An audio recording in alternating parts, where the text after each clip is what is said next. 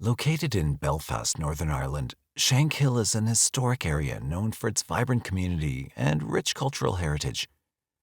Famous for its resilience in the face of conflict, Shankill has a tight-knit community with a strong sense of identity and solidarity. In the 1970s and 80s, Shankill witnessed turbulent times during the Troubles, a period of political and sectarian strife in Northern Ireland. This area, like many others in Belfast, experienced social and political unrest, often marked by violence and tensions between different factions. During that tumultuous period, various groups emerged, including the Ulster Volunteer Force, known as the UVF. And this unified paramilitary organization left a lasting impact on Shankill Road and the entire nation for years to come. The UVF articulated its objectives as countering Irish republicanism, particularly targeting the Irish Republican Army, or the IRA, and safeguarding Northern Ireland's status as a part of the United Kingdom. Infamously, the UVF was accountable for over 500 deaths during the Troubles.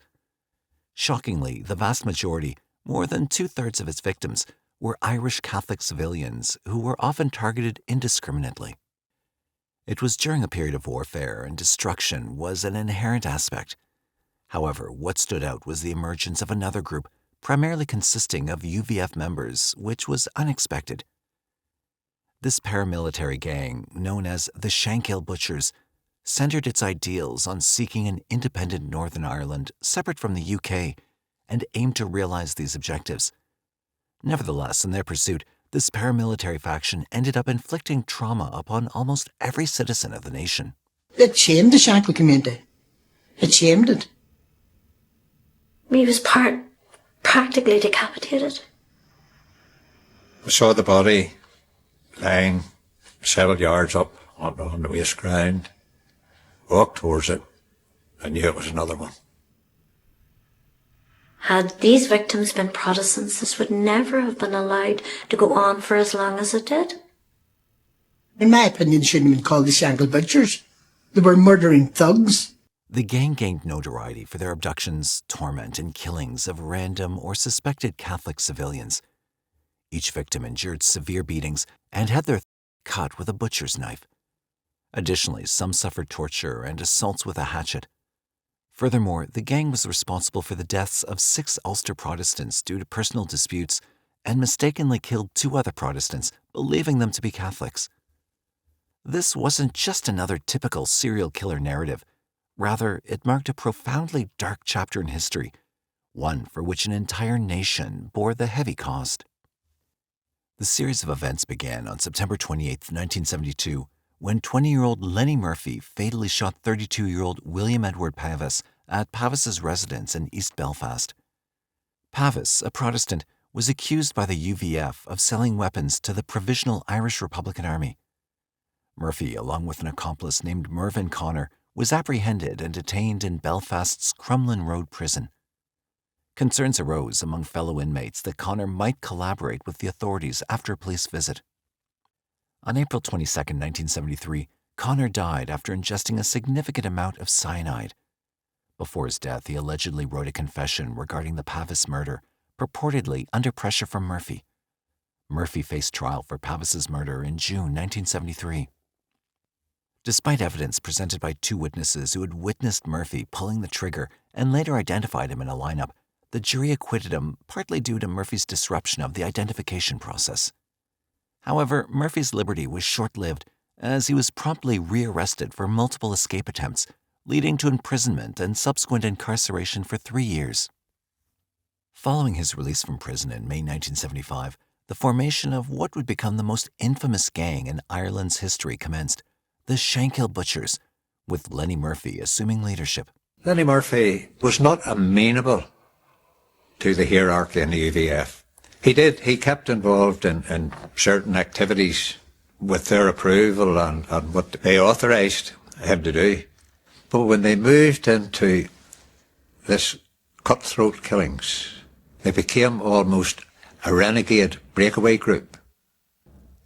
And I'm satisfied that the UVF hierarchy did not know who was carrying out these murders. Did not know. Did not know, and certainly would not have given their approval. Hugh Leonard Thompson Murphy, also known as Lenny Murphy, the leader of the gang, was born on March 2, 1952, as the youngest of 3 sons to Joyce and William Murphy from the loyalist Shankill Road district of Belfast. During his school years, he gained a reputation as a bully and frequently intimidated other boys by brandishing a knife or threatening retaliation from his 2 elder brothers. Upon leaving school at the age of 16, he joined the UVF. Murphy regularly attended trials of individuals accused of paramilitary offenses, aiming to familiarize himself with the intricacies of evidence law and police procedures. On May 5, 1973, while incarcerated inside Crumlin Road Prison, he married 19-year-old Margaret Gillespie, with whom he had a daughter. While he was imprisoned, Margaret gave birth to their daughter, whom he got to meet only after his release in May 1975. Murphy spent considerable time frequenting pubs along the Shankill Road, assembling a paramilitary team that provided him some autonomy from the UVF leadership. A significant portion of the information available about the Butchers is derived from Martin Dillon's book, The Shankill Butchers, a case study of mass murder. Murphy's close associates, whom Dillon refrained from naming in the book due to legal restraints, were referred to as Mr. A, and John Murphy identified as Mr. B, one of Lenny's brothers. Further down in the hierarchy were Murphy's sergeants, namely William Moore and Bobby Basher Bates, the latter being a UVF member and former convict. On October 2, 1975, the gang conducted a raid on a drinks establishment in the vicinity of Millfield. Discovering that all 4 employees, 2 women and 2 men, were Catholics, Murphy proceeded to shoot 3 of them to death and instructed an accomplice to execute the 4th. At this point, Murphy began utilizing the upper floor of the Brown Bear pub, situated at the intersection of Mountjoy Street and the Shankill Road near his residence, as an intermittent meeting point for his unit. Indeed, the heinous activities of this notorious gang extended far beyond that initial incident. Over the span of 7 years, from 1975 to 1982, their reign of terror persisted. The question of how this gang operated so openly and without restraint for such an extended duration is a perplexing one, but there's at least one answer to it. I would imagine there'd have been at least 30-40% of the community would have known who the Butchers were, but they weren't going to name them. These people got such a grip in the community, and there was such fear, you didn't cross them. I very often ask myself, did the leaders of the UDA and the UVF know what was going on? Was this being done in their name? Were they allowing this to happen? Because at that time I was of the impression nothing would happen in the area that they didn't sanction, in the same way you'd say about the provisional IRA. You just have your own thoughts about it. Now, we already know that the Butchers weren't working under the authority of UVF, but for the rest of the story, sit back and we'll delve into the details as much as possible to shed light on this unsettling aspect. On November 24th and 25th, 1975, leveraging the city's sectarian divisions to identify potential targets, Murphy patrolled the areas nearest to the Catholic New Lodge, seeking someone likely to be Catholic for abduction. Francis Crossan, a 34-year-old Catholic man and father of 2, was walking toward the city center around 12:40 a.m. when 4 members of the Butchers, traveling in Moore's taxi, spotted him. As the taxi approached Crossan, Murphy emerged and struck him with a wheel brace, disorienting him. Subsequently, Benjamin Edwards and Archie Waller, 2 members of Murphy's gang, forcibly pulled Crossan into the taxi. The taxi headed back to the safety of the Shankill area, where Crossan endured a savage beating.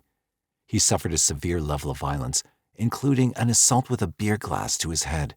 Throughout the ordeal, Murphy repeatedly threatened Crossan, proclaiming his intent to kill him. The taxi eventually stopped at an entry off Wimbledon Street, and Crossan was dragged into an alleyway. There, Murphy, wielding a butcher's knife, viciously cut Crossan's throat, almost severing it to the spine. After the attack, the gang dispersed. Crossan's body was discovered the following morning by an elderly woman. His death marked the first of 3 Catholics killed by Murphy in this horrific and bloodthirsty manner. The city's major afternoon newspaper ran the headline, "Slaughter in Back Alley," on that day. Due to the severe mutilation, Crossan's family couldn't have an open coffin at his wake, as stated by a relative. A few days later, on November 30th, 1975, the Shankill Butchers got into an argument with the UVF due to an accidental murder committed by Archibald Waller, a member of the Shankill Butchers. This internal conflict within the UVF resulted in the deaths of 2 members of the Shankill Butchers on Shankill Road, including Waller, who was a person also linked to Francis Crossan's murder. Waller had previously killed Stuart Robinson, a UVF member, in an incident gone wrong on October 14, 1975. It was due to the retaliation of this incident that Waller was also later gunned down on November 30th by an associate of Robinson's UVF team near the Windsor Bar, a quarter-mile from the Brown Bear pub. Again in retaliation, Lenny Murphy convened a makeshift court at the Lawnbrook Club, a pub frequented by Murphy on Shankill. There he pistol-whipped and fatally shot the assailant, Noel Shaw, in front of around 20 of his men before calmly returning to his drink. John Murphy and William Moore then disposed of Shaw's body by placing it in a laundry basket and dumping it about half a mile away. Lenny Murphy's other victims were 55-year-old Thomas Quinn and 24-year-old Francis Rice. Both were abducted during late-night hours on weekends from the same area where Crossan was taken. Quinn was murdered in the Glencairn district of Upper Shankill during the early hours of February 7, 1976. Rice, on the other hand, was abducted a few streets from Murphy's residence at approximately 1:30 a.m. on February 22, 1976, following the collection of a butcher's knife from a Loyalist club. Quinn's body remained undiscovered until mid-evening of February 7, 1996, revealed only after a call to Belfast newspaper, while Rice's body was found roughly 6 hours after his murder on February 22, 1976. Throughout these incidents, Murphy's main accomplices were Moore and Bates, with Edwards also involved in Quinn's killing. Additionally, another man and 2 women who remained unidentified assisted Murphy in Rice's murder. During this period, the term the Butchers emerged in the media coverage of these killings, instilling fear among many Catholics who lived under the threat of the gang. Detective Chief Inspector Jimmy Nesbitt, heading the CID murder squad in Tennant Street RUC base and tasked with apprehending the Butchers, was convinced that the murders of Crossan, Quinn, and Rice were connected to the same group of individuals. Despite his certainty, Nesbitt had scant information to proceed with the investigation. So the Butchers were winning? They were winning. They were getting the headlines, and the fear that they instilled, it affected the whole city. A potential lead arose from a woman who discovered Rice's body. She recalled hearing voices in the alley where the body was later found, along with what she suspected might have been a local taxi resembling the ex-London black cabs prevalent in Belfast. So then they got looking at who had black taxis and that sort of thing, a wide-scale inquiry. But there were, I think, 700 or 800 black taxis operating in the area at that time. However, the Butchers had meticulously cleaned Moore's vehicle, resulting in the absence of any incriminating evidence. Following Murphy's directives, Moore disposed of the taxi and purchased a yellow Ford Cortina intended for use in subsequent murders. On the early morning of March 11, 1976, Murphy attempted to fatally shoot a Catholic woman in a drive-by shooting. He was apprehended later that same day and placed in custody on an attempted murder charge. Following Murphy's arrest, he started receiving visits from individuals referred to as Mr. A and Mr. B. During one visit, Murphy conveyed to Mr. A his belief that cutting murders should persist, partly to divert suspicion away from himself. Subsequently, Murphy entered into a plea bargain, pleading guilty to a firearms charge. On October 11, 1977, he was sentenced to 12 years imprisonment. And as per Murphy's order, the killing spree continued.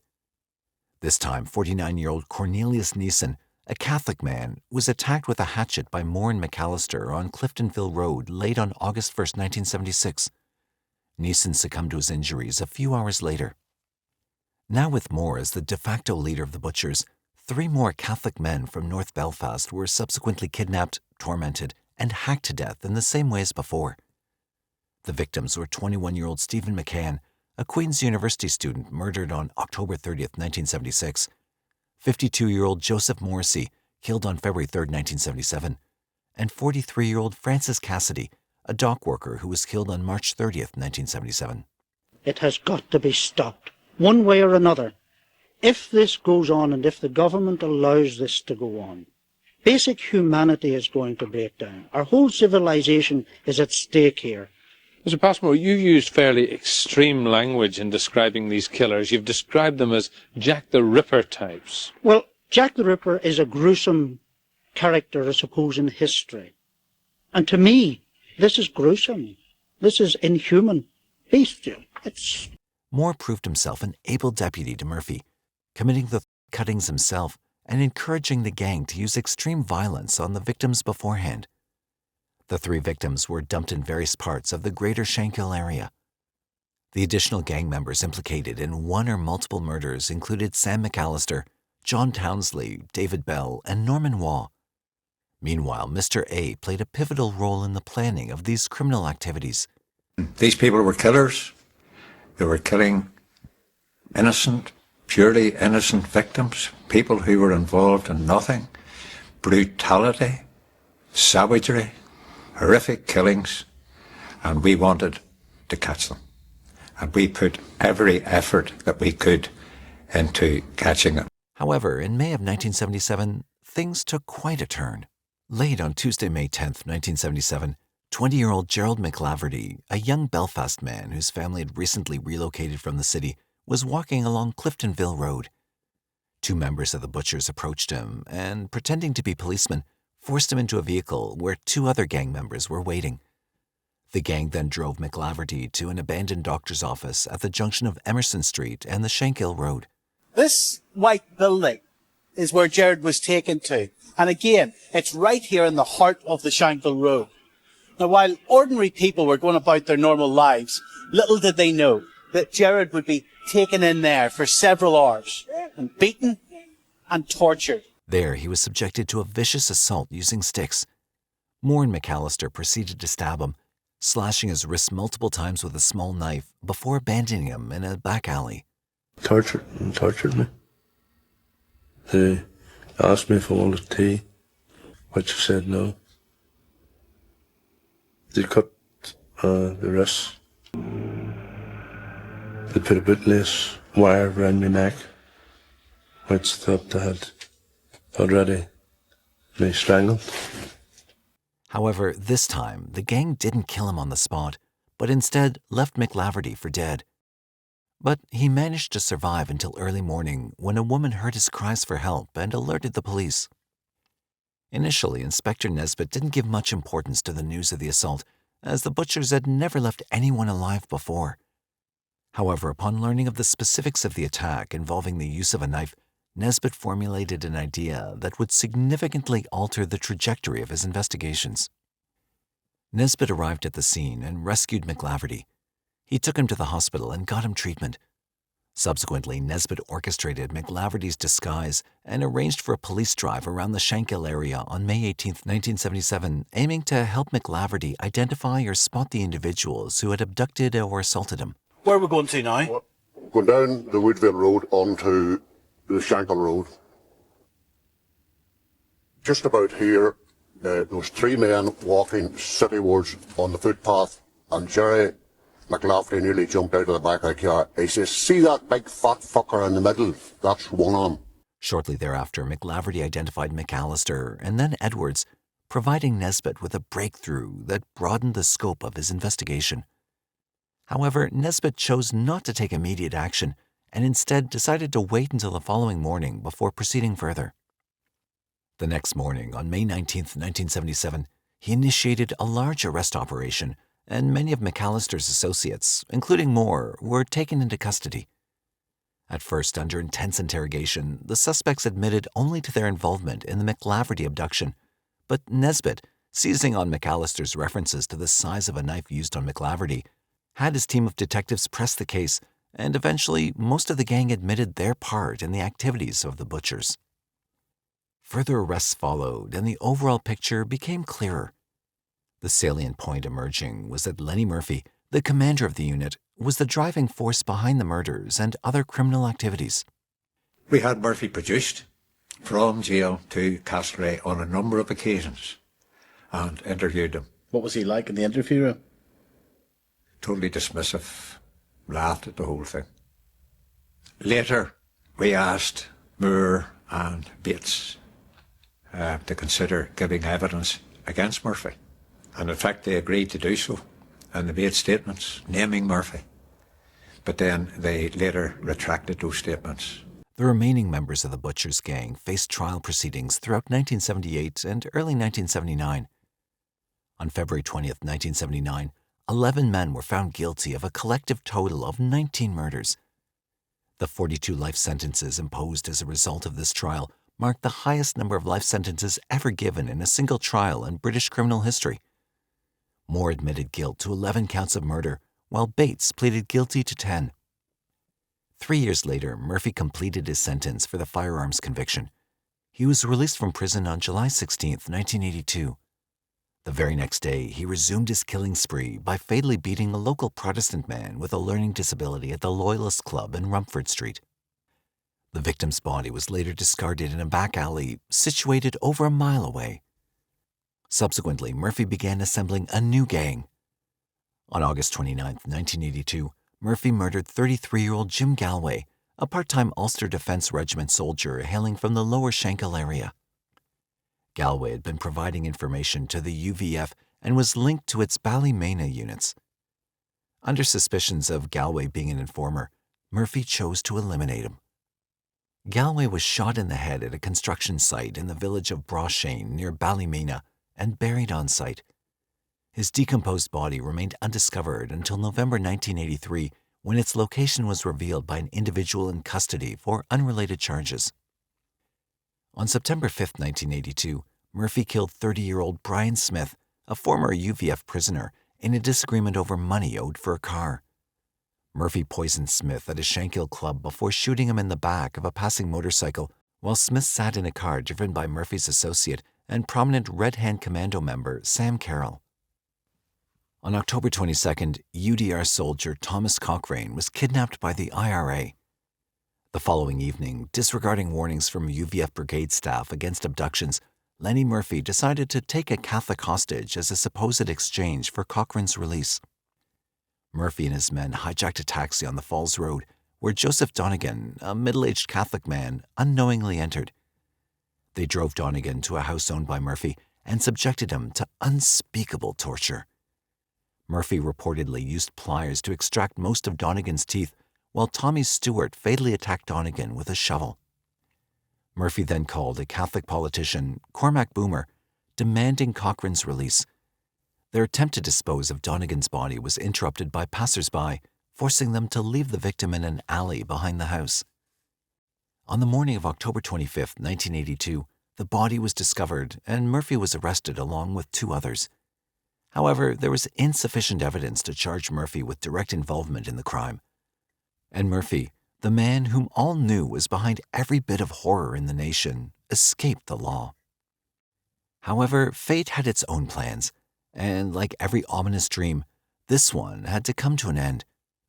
On the evening of Tuesday, November 16, 1982, Lenny Murphy was at his girlfriend's residence in the Glen Cairn estate. As he parked his car, 2 gunmen emerged from a trailing van and unleashed more than 20 bullets, instantly ending his life. After days of speculation regarding the perpetrators, the IRA claimed responsibility for Murphy's execution in a statement. And thus, the most horrifying chapter in the history of Northern Ireland came to a close. New Jersey, which became a vibrant and diverse region along the northeastern coast of the United States later on, was a state still undergoing significant transitions and developments in 1989. Known as the Garden State, it was famous for its economic growth, thriving industries, and cultural richness at the time. This period saw significant advancements in sectors like pharmaceuticals, telecommunications, and manufacturing, contributing to the state's prosperity. Amidst this backdrop, the Hopewell Valley Golf Club stood out as a prominent leisure destination, offering golf enthusiasts an idyllic retreat amidst nature. Apart from the exceptional golfing experience, Hopewell Valley Golf Club boasted top-notch amenities, including a modern clubhouse, pro shop, and fine dining options. Whether someone was an avid golfer or simply looking for a delightful escape in the heart of New Jersey, Hopewell Valley Golf Club offered a memorable and enriching experience for everyone who visited. However, on March 5, 1989, a disturbing incident shocked the serenity of the Hopewell Valley Golf Club in New Jersey. A golfer, enjoying a day on the course, made a grisly discovery at the 7th hole. Alongside the picturesque creek, the golfers stumbled upon an unusual sight, a discarded paint can. To the shock and horror of the community, inside the can lay a severed human head. This gruesome finding marked the beginning of a chilling tale, one that unfolded into the horrifying narrative of a man who would later be dubbed the Ripper, earning a notorious reputation as one of the most infamous serial killers in the history of the United States.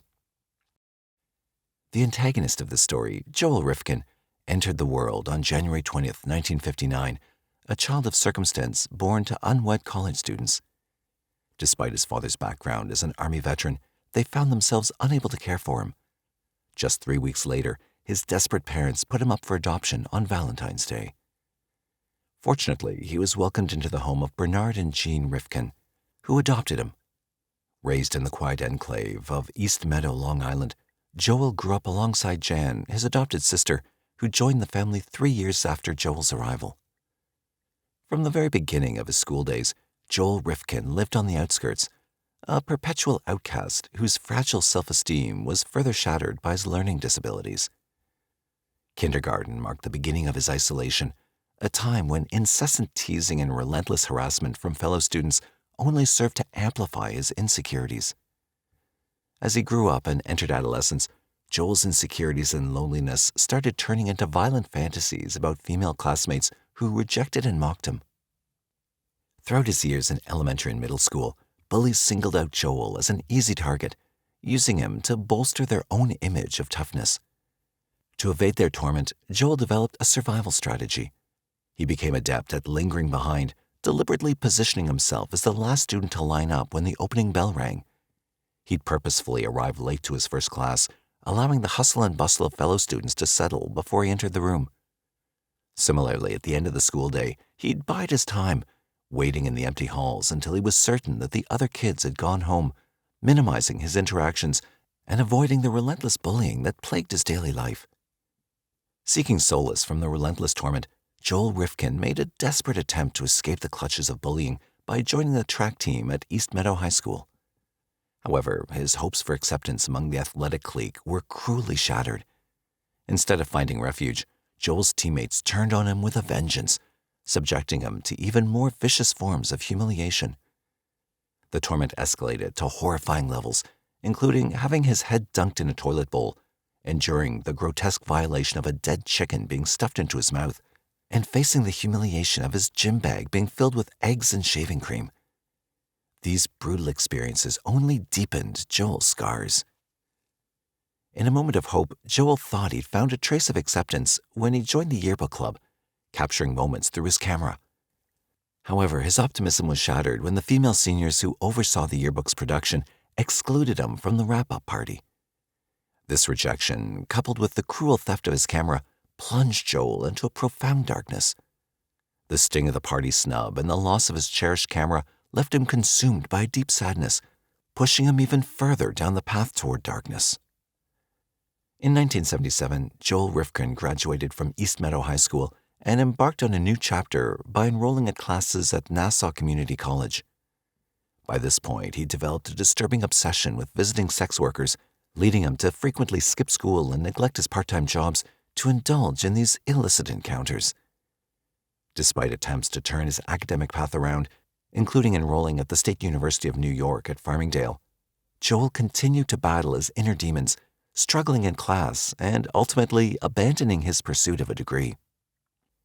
Following his departure from college, Joel Rifkin found himself back in the confines of his family home, his pockets empty and his future uncertain. Struggling to secure employment and haunted by financial woes, he faced the harsh reality of his situation.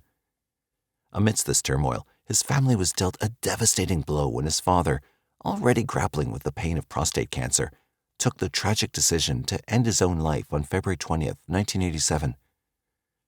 This heartbreaking event cast a darker shadow over Joel's existence, and the despair within him would reach its peak. By this time, Joel Rifkin's disturbing fantasies about violence against women persisted without any control. Isolated from society, he kept these dark thoughts to himself, lacking proper social boundaries. Despite trying to lead a normal life as a landscaper, he found no relief from his twisted desires. He continued his harmful activities, visiting bars and hiring sex workers, all the while hiding the darkness within him. This double life, appearing normal on the outside but harboring malevolence inside, set the stage for the horrors that were soon about to emerge. And on August 22, 1987, Joel Rifkin's sinister activities caught up with him when he was apprehended during a police sting in Hampstead, New York. Unaware that he was negotiating with an undercover female police officer, he offered money for adult activities, leading to his arrest. However, he was soon released. The arrest in 1987 should have halted Joel Rifkin's sinister intentions, but tragically, it merely marked the beginning of his descent into infamy as one of the most notorious serial killers in the country's history. On February 20th, 1989, Joel Rifkin's violent thoughts reached a horrifying climax, marking the beginning of his notorious spree. He brought a 25-year-old Manhattan-based sex worker known as Susie, whose real name was Heidi Balch, to his family's home while his relatives were away. They then engaged in some adult activities. However, very soon, their encounter took a gruesome turn as he heartlessly bludgeoned her and then strangled her to death. Joel then proceeded to dismember her body, removing her teeth and fingertips. He placed her head inside a paint can, which he left in the woods on a golf course in Hopewell, New Jersey. Her legs were discarded further north, while her remaining torso and arms were dumped in the East River in New York City, leaving a trail of horror in his wake. On March 5, 1989, the gruesome discovery of Balch's severed head sent shockwaves through the community when it was found on the 7th hole of the golf course. The macabre trail continued as, on April 8, 1989, her legs were uncovered in Pequonnock Creek near Jefferson Township, New Jersey. At that time, her identity remained a haunting mystery, deepening the sense of dread surrounding the case. It would take years before the victim's true identity was finally revealed. Despite the intensive efforts put into the investigation, it yielded no results. The inability to identify the victim and the scattered body parts strewn across New Jersey and New York posed enormous challenges in gathering crucial evidence. The case, shrouded in darkness and mystery, remained unsolved, leaving law enforcement and the community haunted by the gruesome events. It wasn't until 2013 that the mystery surrounding Heidi Balch's disappearance began to unravel. A long-forgotten missing persons report filed by Balch's aunt, combined with a DNA test from Balch's mother and a photo comparison between a composite of the victim's head and a picture of Balch, finally led to a positive identification. But back in 1989, as time slipped away after his first murder, Joel felt a chilling sense of relief, convinced he'd successfully escaped the clutches of justice for his heinous crime. This false sense of security morphed him into an even more sinister being. Encouraged by the belief that he'd escaped consequences, his murderous streak continued unabated. About a year later, in 1990, when his family was away, Joel Rifkin struck again, this time targeting sex worker Julie Blackbird. The chilling details of this murder mirrored his previous crime involving Balch. However, Joel altered his gruesome method of disposal. He refrained from leaving any body parts in the woods. Instead, he opted to dump the remains in rivers and canals, using concrete to weigh down the evidence, effectively erasing any traces of his acts.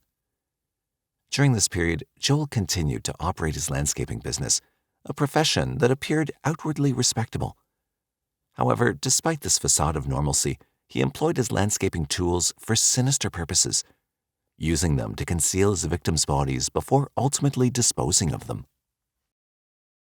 Then, in May of 1991, Joel Rifkin picked up his next victim, another sex worker, Barbara Jacobs. Tragically, her encounter with Joel ended in her untimely death. Her lifeless body was then crammed into a garbage bag near the Hudson River. This marked the beginning of a horrifying spree that spanned the next year. Joel claimed several more victims, each meeting a gruesome fate. He disposed of their bodies using different methods, including placing one victim in a steamer trunk and dumping another near the military academy at West Point. And time again, he got away with the crimes. Beginning around Christmas of 1991, under the guise of a business necessity for his landscaping company, he purchased 4 55-gallon steel drums, which he used to dispose of the bodies of several victims. These drums became vessels of horror, concealing the remains that he heartlessly dumped into nearby rivers. When his supply of drums ran out, Joel resorted to other gruesome methods. He hid one victim's body under a mattress and dismembered another, depositing her remains in a suitcase. Sometimes he'd keep the grisly remains in his storage unit for several days before disposing of them. However, on June 28, 1993, Joel Rifkin's dark and crooked life began to unravel when he fled on Long Island's Southern State Parkway from state troopers attempting to stop him for driving without a license plate, leading to a high-speed chase that ended in a crash into a pole. Driver's side of his car opened the door. He happened to be sitting in the driver's seat with his hands up like this, basically giving up. Very kind of casual, actually. This incident marked the turning point, the day when his demonic deeds were on the verge of being revealed. On that fateful night, Joel Rifkin's twisted secrets came tumbling out. In a chilling confession, he admitted to the murders of 17 sex workers from New York City. Joel revealed that he disposed of their bodies, some of which he dismembered, and had scattered the remains across multiple locations between his home and New Jersey. Joel Rifkin's final victim, who was found in the back of his truck, was 22-year-old Tiffany Bresciani. Joel had lured her while she was working on Allen Street in Manhattan on June 24, 1993. She was just very happy and beautiful and loved people. Tiffany was in the company of her pimp and boyfriend, punk rock musician Dave Rubenstein. Joel deceived Rubenstein by claiming Tiffany would return shortly, but when she didn't, Rubenstein reported the incident to the police, describing Joel's 1984 Mazda pickup truck. I still have that heartache, it never goes away. There's that empty feeling sometimes, without her. Joel subsequently strangled Tiffany in a parking lot and drove her lifeless body back to his family home. During the journey, he obtained a tarp and rope. Once home, he wrapped Tiffany's body and placed it in a wheelbarrow in the garage, where it remained for about 3 days in the summer heat. On June 9, 1994, in Nassau County Court, Joel was handed a sentence of 25 years to life in prison for the murder of Tiffany Bresciani, a conviction secured the previous month. Additionally, he received an extra 2 1/3 years for endangering the lives of the officers during the chase leading to his arrest. Following a series of trials, Joel was found guilty of a total of 9 murders and was subsequently sentenced to a combined 203 years behind bars in 1996. At his sentencing, he offered an apology for the murders, acknowledging his monstrous nature.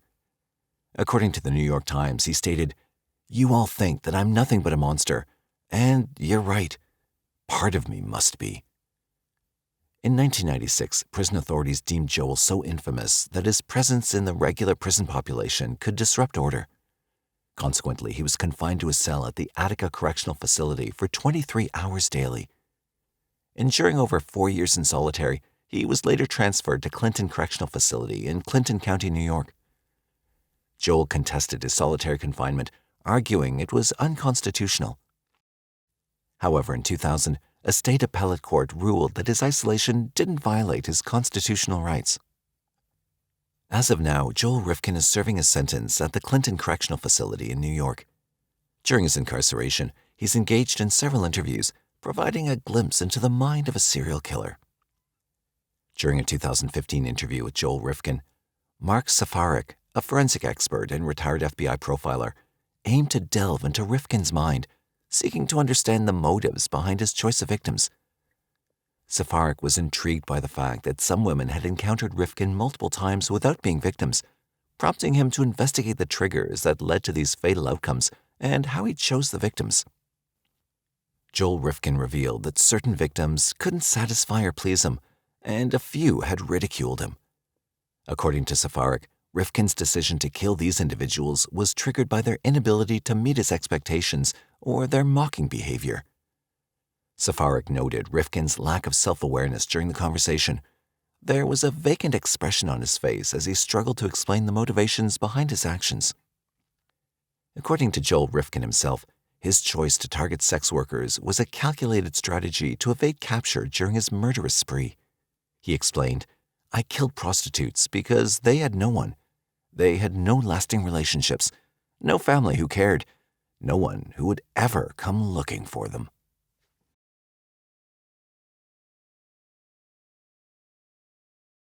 Portland, Oregon, nestled in the Pacific Northwest, is renowned for its lush green spaces, including Forest Park, which holds the title of one of the largest urban parks in the United States.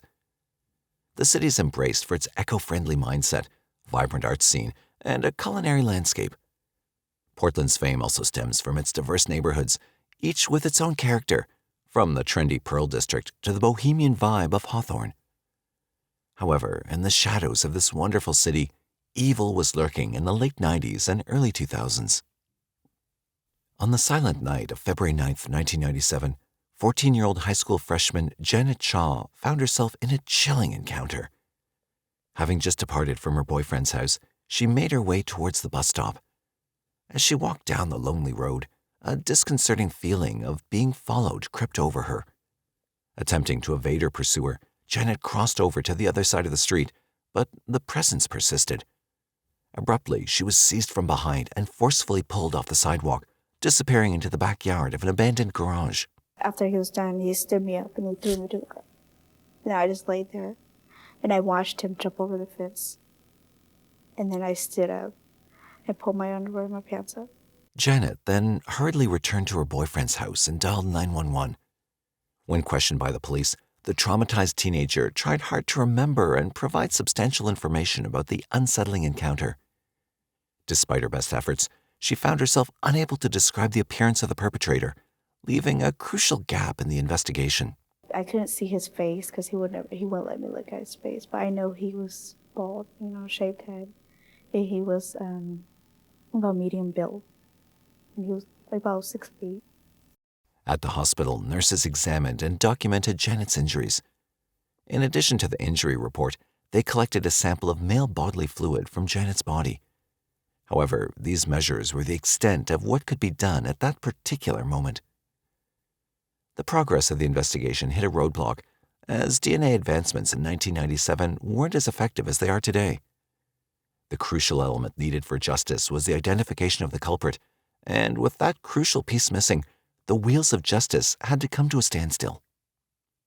Although the investigations had hit a roadblock, the perpetrator's actions continued. Merely a few weeks later in February 1997, Portland found itself the backdrop for another assault, this time involving 15-year-old Michelle Horst, a student at the same school as Janet. After bidding farewell to her friend, Michelle began walking back home on North Ainsworth Street, a route only a few blocks away. However, what should have been a small walk turned into a nightmare for the 15-year-old. As Michelle walked, a man rounded the corner and locked eyes with her. Without anticipating the horrific turn of events that would follow, Michelle greeted the man in a gesture of casual politeness. I kind of glanced over at him and, just like a friendly smirk, didn't want to be too friendly, or didn't want to be rude and stuck up. So I just kind of gave him a little, and that's when he came behind me and grabbed me. The man then forcefully seized her from the sidewalk, dragging her to a secluded backyard hidden from the view of the street. He forcefully pushed Michelle to the ground, covering her mouth to stifle any attempts to scream, and spoke in a menacing manner. I couldn't breathe at all. I just felt like I was going to, literally pass out. He told me that he wouldn't hurt me if I just cooperated, did what he said, and promised not to yell. So, and I did that. Scared. The assailant proceeded to violate her, and after that, he instructed Michelle to count to 100. Driven by fear, Michelle complied with the demand. After reaching the count, she discovered that the man had vanished. Summoning a bit of courage, Michelle hastily made her way back to her friend's place and called the police. Following Michelle's hospitalization, an assault kit was employed to collect a bodily fluid sample, preserving crucial evidence for the ongoing investigation. And then it was time for Detective Paul Larson to talk to her. In my interview of her, she said that she didn't think that she could identify the individual. He was a black male. It was dark. From Janet's description, along with Michelle's account, investigators now had some descriptions of the assailant. He was over 6 feet tall, possessed a medium build, had a shaved head, and was identified as an African-American man. These details provided a starting point for law enforcement to narrow down the search and gather additional information in their pursuit of justice. However, locating a suspect, or even a person of interest, proved to be a formidable challenge. And soon, Michelle's assault case was also shelved alongside Janet's case. The investigators were determined to uncover a pattern that could serve as a crucial link to the serial assaulter. However, they just couldn't crack it. The sexual assault detail, if they have similar cases, then, they pursue it. But apparently there was nothing that was giving them indication that there was another incident. For a few months, a sense of silence enveloped Portland. However, on November 5, 1997, the assailant struck again. In a departure from the typical darkness of the night, this time the incident unfolded in the brightness of a Wednesday morning. At 5210 North Kirby Avenue in Portland stands Jefferson High School. On a typical day around 8:15 in the morning, as classes were about to commence, 14-year-old Akila Johnson found herself running late. Hastening her steps as she approached the school, Akila encountered a man lingering on the corner of the street. He turned to ask me a question, and I answered his question. So at that time, I was just being a bypasser, a friendly bypasser. In the blink of an eye, Akila found herself forcefully dragged between two houses into a backyard where she was viciously choked until she lost consciousness. I woke up crying, blurry-eyed, foggy-eyed. I swear I seen clouds and everything. I'm serious when I woke up. But then after everything cleared out from that, then he was there. And in just a moment, Akila found herself alone as the assailant disappeared, leaving her to grapple with the shocking reality of what had just transpired. She rushed to her school and called the police. From her description, it sounded as if she had seen him pretty well, although he had told her at the near the end of the assault to put her or cover her face, and what she did was put her coat over her face as he was leaving, not to watch him. But she still had been able to see him. This time, the assailant made a critical error by attacking in broad daylight. Perhaps bolstered by a false sense of confidence from freely roaming the streets despite two previous assaults, the perpetrator took a risk that would later prove to be a turning point. Following the incident, Akila was asked if she would meet with a sketch artist to aid in the investigation. Without hesitation, Akila responded with a resolute yes. On November 7th, 1997, the sketch was made. When I did the sketch, and they started showing me eyes and a piece of a nose and lips and, you know what I'm saying, stuff that I really was just trying to vaguely remember what I saw because I really didn't look at him in his face like that, After the completion of the sketch, it was promptly distributed to both law enforcement and the media. This led to the identification of 30 potential suspects. However, after thorough inspection and investigation, each of these individuals was subsequently eliminated from consideration. Simultaneously, the bodily fluid sample collected was once again utilized to create a DNA profile of the assailant. Despite running this profile through the state database, the results proved elusive, yielding no conclusive matches. The frustrating outcome meant that, once again, the perpetrator remained free from the grasp of justice. With the lack of breakthroughs and the assailant still at large, Akila Johnson's case joined the ranks of the other two cases in the cold case files. For years, there were no further reports of assault, and Portland once again fell into a silence that belied the underlying tension. However, after 4 years, on December 13, 2001, evil struck again. This time, it wasn't just an attack to steal the innocence of the young girls. It was something even more cruel. 911, police paramedical. Police. What is the emergency? There's a body in our backyard. There's a what? A body. On the morning of December 13, 2001, 14-year-old Melissa Bittler woke up, prepared for the day, anticipating a morning meeting with her math teacher.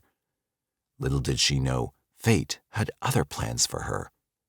Departing the house a bit early for the meeting at 7:30 a.m., she bid her farewells to her family. However, it would be the last time they would see her. Later that morning, just about 50 steps away from her house, Melissa was found dead with her pants and underwear wrapped around her ankle. Homicide detectives Cheryl Kanzler and Paul Weatheroy reached the scene and started the investigation. Sexual assault was the absolute first thing that went through my mind, seeing the body the way it was, the positioning with the buttocks elevated, the pants down around her ankles. It became apparent that Melissa had been forcibly dragged from the sidewalk into the backyard. Alongside her lifeless body, a condom wrapper was discovered, offering a disturbing and macabre detail to the tragic scene. Your terrible, nasty little deed, and now you're going to stand up, zip up your pants, and walk away, and just leave her there like a piece of garbage. The victim's body was sent to the coroner's office, and upon receiving the autopsy report, it was revealed that Melissa had been manually strangled to death. Various samples, including those for DNA testing, were forwarded to the Oregon State Police Crime Lab. Forensic scientist Terry Kuntz spearheaded the analysis. When she took swabs from the victims, she discovered a total of 8 samples of male bodily fluid through the swab testing process, and all the samples were from the same individual.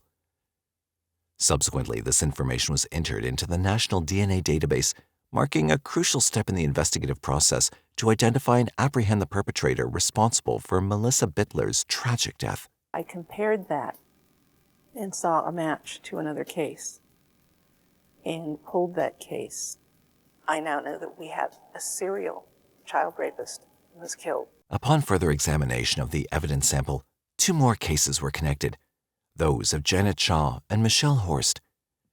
This discovery represented a crucial breakthrough in the investigation, weaving a forensic thread that connected these haunting incidents. However, the identity of the man behind these crimes remained a mystery, casting a lingering shadow of fear and uncertainty over the community. We became more hopeful we would be able to solve this, but again, more worried. He's out. He's murdered Melissa. When's he going to strike again? 5 years had passed since the first assault, and the cases remained unsolved, leaving the police with all the information except for one crucial detail: the name of the culprit. The families of the victims began to feel a sense of helplessness, perceiving a lack of sufficient effort from the authorities. However, a turning point was on the horizon. On April 28, 2002, a 911 phone call was received, setting in motion a series of events that would bring about a significant change in the course of the entire investigation. The call came from a woman in Portland who reported the alarming discovery of an assaulter in the living room of her own house. Don't know for sure who it was? No, I kind of seen, but he was choking me so hard I passed out. And you think it's your cousin too? No, it's the guy, it's his boyfriend. Okay, I've already got the call going, okay? The ambulance is coming, the police are coming. Upon arriving at the scene, the police saw that the woman's hair was scattered around the floor in the dining room and she was injured. So they sent her to the hospital for medical attention. When questioned about the incident, she revealed that the man was her cousin's boyfriend, 34-year-old Ladon Stephens. The police conducted a thorough background check on Ladon, and the findings were horrifying. His criminal record of assault extended back 20 years, with one of his victims even being a 9-year-old. Armed with this disturbing information, detectives prepared to confront the suspect. Took some photographs of him because during the sexual assault, she had bit him on one of his hands and caused some scratches under one of his armpits. Despite this compelling evidence, Ladon insisted that these were work-related injuries, a claim met with skepticism by the detectives. Detective Yost, upon careful examination of the reports, uncovered additional information that he deemed crucial to share with the detective assigned to Melissa Bittler's case. Some things are coming to mind. Ladon's date of birth is December 13th, which is the day that Melissa Bittler was killed. Detective Minnis said to me, this guy could have done Bittler. And I said, yeah, it's very possible. Well, there was a lot of differences, but I think some of the similarities was that he was very violent, that he was engaging in sex from behind, and he was doing it with force. I think all of those kind of made us think that maybe this might match our suspect, who was escalating over time. Detective Yost then submitted Ladon Stephens' DNA for genetic testing. The results came back, revealing the connection that he needed. The DNA matched the profiles from the murder of Melissa Bittler, the assault on Janet Shaw, and the cases of Michelle Horst and Akila Johnson. On April 29, 2002, Ladon Stephens was arrested. While the exact date of the sentencing remains unspecified, following a comprehensive legal process, the jury reached its verdict. Ladon Stephens was sentenced to life imprisonment without the possibility of parole, thus ending the streak of the serial assaulter of Portland.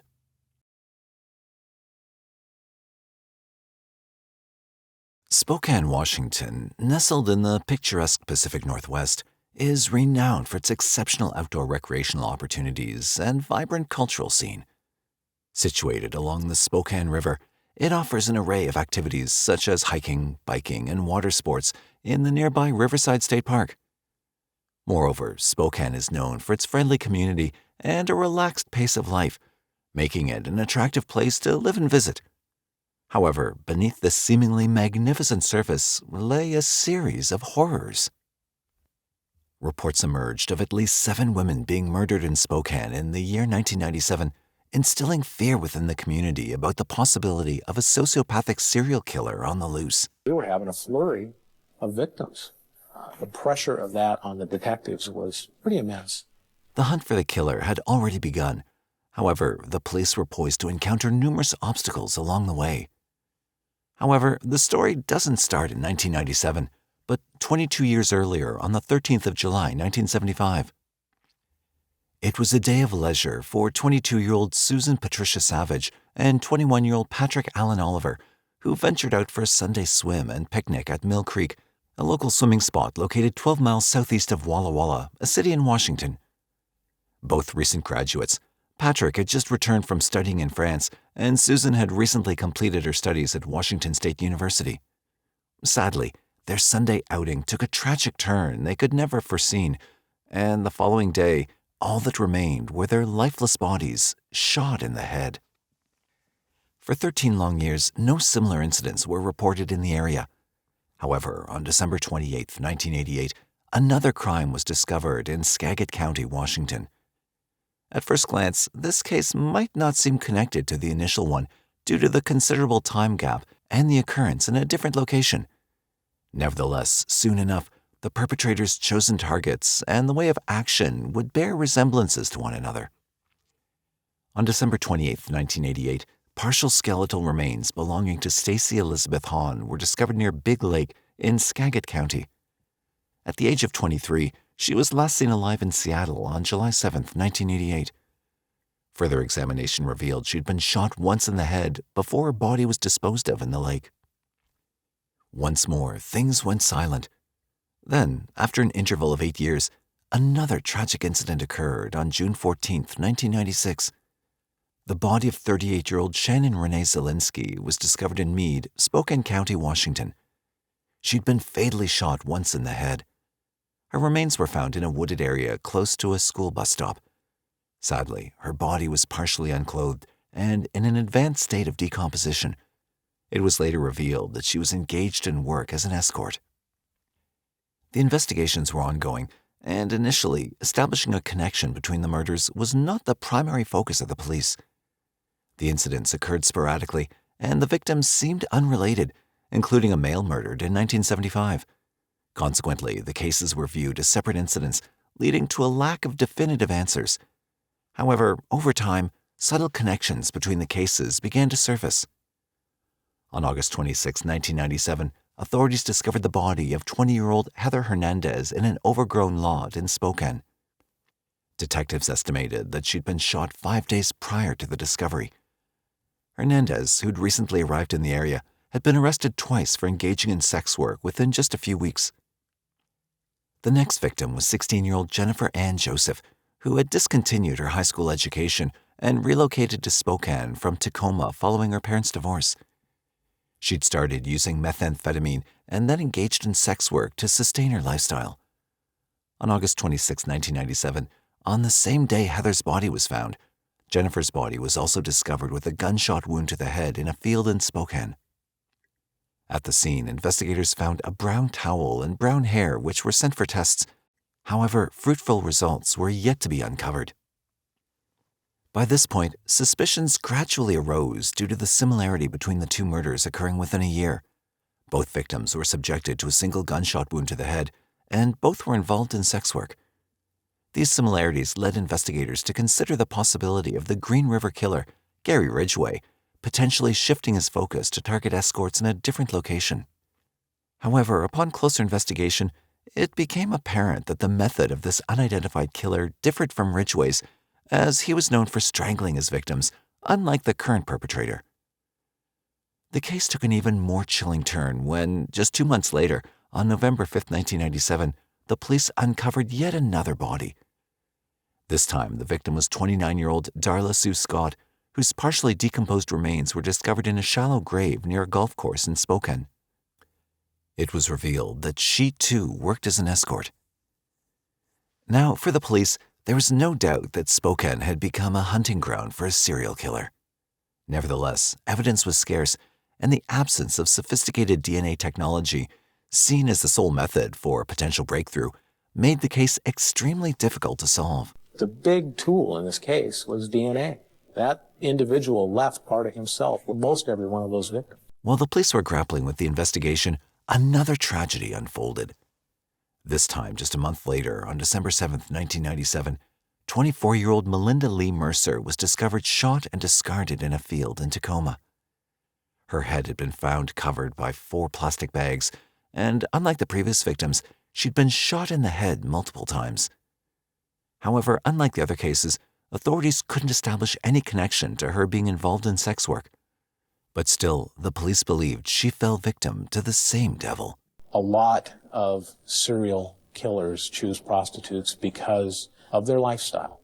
They're a very vulnerable group. With a normal person, that normal person just doesn't jump into a car with an unknown individual. And prostitutes do that. That's how they make the money to support either themselves and their families or their drug habits. On December 18, 1997, a mere 11 days later, the body of 38-year-old Shawn Lynette Johnson was discovered bearing 2 gunshot wounds to her head. Her head was covered with 2 plastic bags. Interestingly, she was found approximately a mile away from where Darla Scott's remains were discovered in November. Further investigation revealed that she'd been missing since October 29th of the same year. The case was spiraling out of control. A body is found this afternoon only a mile from the shallow grave of a murder. And sheriff's deputies uncover another dead body just south of Spokane. There was quite a bit of terror. There was a lot of fear on the part of residents who lived there. It took about 4 victims, I think, into this that finally the detectives said, wait a minute, we've got a bigger problem here. While the number of shots and the victims' professions varied, the consistent use of plastic bags for covering their heads remained unchanged. This recurring pattern led to the moniker for the killer, the Garbage Bag Killer of Spokane. Despite the police's meticulous testing of DNA evidence and any other potential leads, they remained unable to crack the case. And in the meantime, the murders continued without any halt. 97 and 98, we were having a flurry of victims. And to get woke up and know when that phone rang that it was going to mean that there had been another life taken and somebody else had been found, the pressure of that on the detectives was pretty immense. A majority of them were left in rural sites, but at the same time we had some left right downtown, a block or 2 from where they had been working. So there was a mix of where the bodies had been left. On December 26, 1997, just under a week after the last murder, the bodies of 39-year-old Sean Ann McClenahan and 31-year-old Lori Page Wason were discovered in a gully in Spokane. Both victims had suffered 2 gunshot wounds to the head, and their heads were covered with 2 grocery bags each. As the year ended and the new one began, the killer remained at large. On February the 8th, 1998, another tragic incident unfolded as 41-year-old Sunny Gale Oster, a mother of 2, became a victim.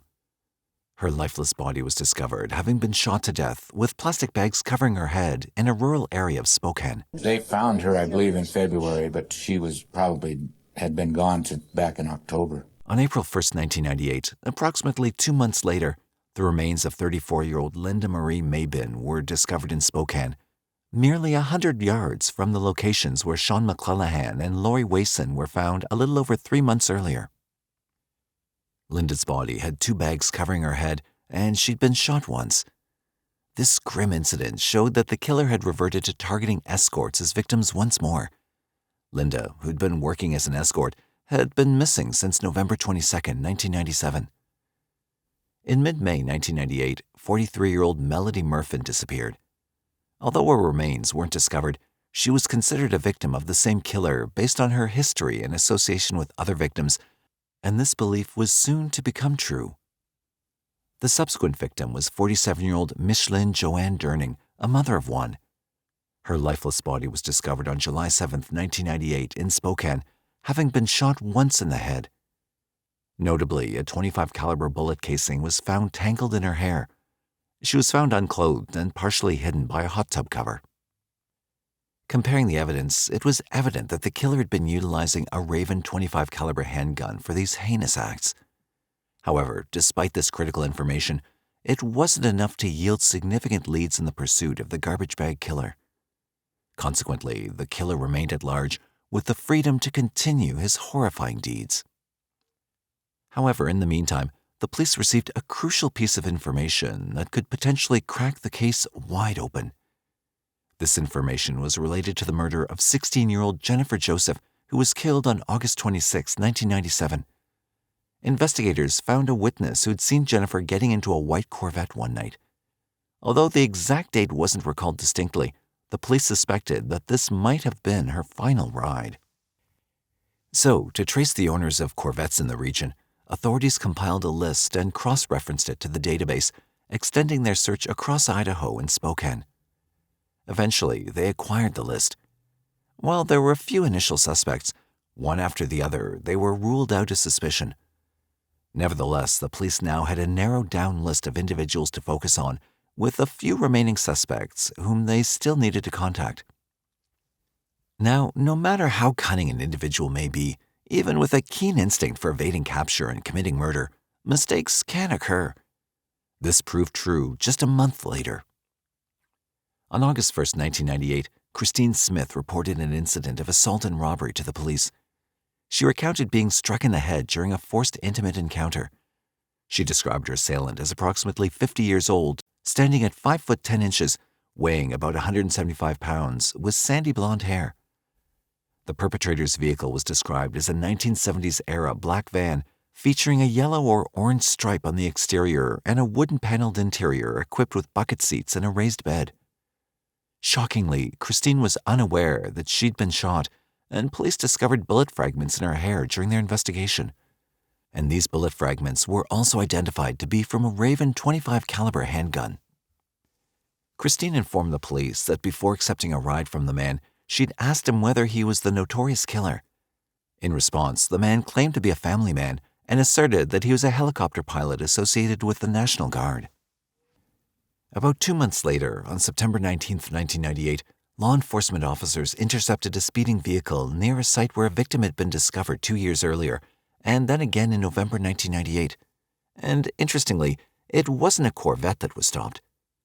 During the stop, the police apprehended the driver while he was in the company of an escort. Their suspicions heightened when they interrogated him about the murders, and detectives noted that the man appeared nervous. When requested to provide a DNA sample, he declined, deeming it was an extreme demand for a family man. The police checked if they could link the man to the list that they had, and they were successful. He was identified as 47-year-old Robert Lee Yeates, who did in fact own a Corvette. We then focused on his Corvette, which he had sold to another individual.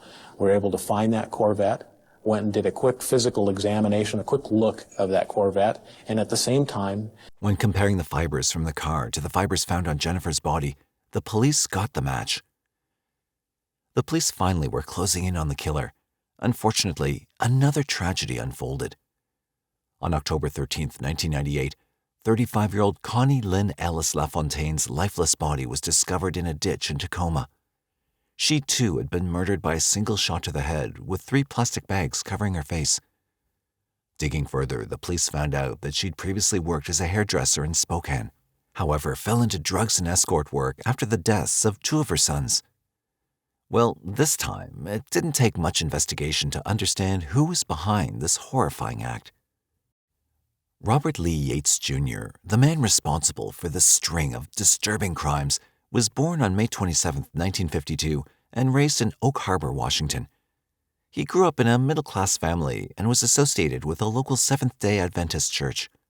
Tragically, before his birth, his grandmother had committed the shocking act of murdering his grandfather with an axe in 1945. Yeates completed his education at Oak Harbor High School in 1970. Following this, in 1975, he secured a position as a correction officer at the Washington State Penitentiary in Walla Walla under the Washington State Department of Corrections. And this was when he'd committed his first murders. Yeates was married twice, with his first marriage ending in divorce. His second marriage, to Linda in 1976, resulted in the birth of 5 children, 4 daughters and 1 son. In October 1977, Yeates joined the United States Army, acquiring certifications to operate civilian transport airplanes and helicopters. His military service led him to different countries like Germany, Somalia, and Haiti during the United Nations peacekeeping missions of the 1990s. Additionally, he served as a helicopter pilot in the Army National Guard for 3 years, from April 1997 to April 2000. Throughout his military tenure, Yeates received various commendation and service medals, including the U.S. Army Master Aviator Badge. Yeates concluded his active duty with the Army in April 1996, departing a year and a half before reaching eligibility for full retirement benefits and pension. Despite falling short of the customary 20 years of service, due to the military's downsizing, he received full retirement. Subsequently, he joined the Army National Guard in April 1997 and continued serving until the year 2000. Yeates was apprehended on April 18, 2000, in connection with Jennifer Joseph's murder. Subsequently, a search warrant was executed on a white 1977 Chevrolet Corvette that he'd previously owned, leading to a comprehensive examination. During the search, law enforcement discovered blood that was linked to Jennifer Joseph, as well as DNA from Yeates that they later connected to 12 other victims. Additionally, following Yeates' arrest, his face was widely circulated in newspapers. Christine, the only one of his victims to survive, upon seeing his image, immediately recognized her attacker. She promptly contacted the police, informing them that the man she'd reported 2 years earlier was now in custody. In 2000, Yeates faced 13 counts of first-degree murder and 1 count of attempted first-degree murder in Spokane County Superior Court. To avoid the death penalty, he confessed to the murders as part of a plea bargain and received a 408-year prison sentence. Charges related to the murder of Sean McClellan were dropped without prejudice, allowing for possible retrial if Yeates appealed his other guilty sentences. Following his sentences, Yeates apologized to the victims' families. In 2001, he faced additional murder charges in Pierce County, Washington, for the deaths of Melinda L. Mercer in 1997 and Connie Ellis in 1998. These cases were linked to the Spokane County killings. Yeates was convicted of these murders in September 2002 and received a death sentence by lethal injection on October 3, 2002. In 2007, Robert Yeates appealed his 2002 death sentence, arguing that his 2000 plea bargain covered all charges and that receiving a life sentence for 13 murders and a death sentence for 2 was disproportionate. However, these arguments were dismissed by the Washington Supreme Court. Despite a scheduled execution date of September 19, 2008, Chief Justice Jerry L. Alexander stayed the execution pending further appeals. In 2013, lawyers for Yeates submitted a habeas corpus petition in a federal district court which asserted that Yeates was suffering from a severe mental illness and a paraphyletic disorder, which he claimed predisposed him to commit murders. However, this motion, which remained pending, was considered a long shot by most people. In July 2015, Yeates tried to cancel his conviction and death penalty, but the Washington Supreme Court rejected his appeal. Then, in 2018, the state Supreme Court decided that the death penalty was against Washington's Constitution. As a result, Yeates and others on death row had their sentences changed to life in prison without parole. He's currently serving life in prison at the Washington State Penitentiary. Kansas City, Missouri, renowned for its charming culture and rich history, is a melting pot of diverse attractions. Famous for its jazz heritage, the city has an extensive array of live music venues and jazz clubs that breathe life into the nights. All in all, the friendly and welcoming locals of Kansas City contribute to the city's charm, making it a warm and inviting place for residents and tourists alike. However, during the period of 1982 to 2004, a disturbing series of events instilled fear in this otherwise vibrant Kansas City community. And behind this long streak of horror was only one man.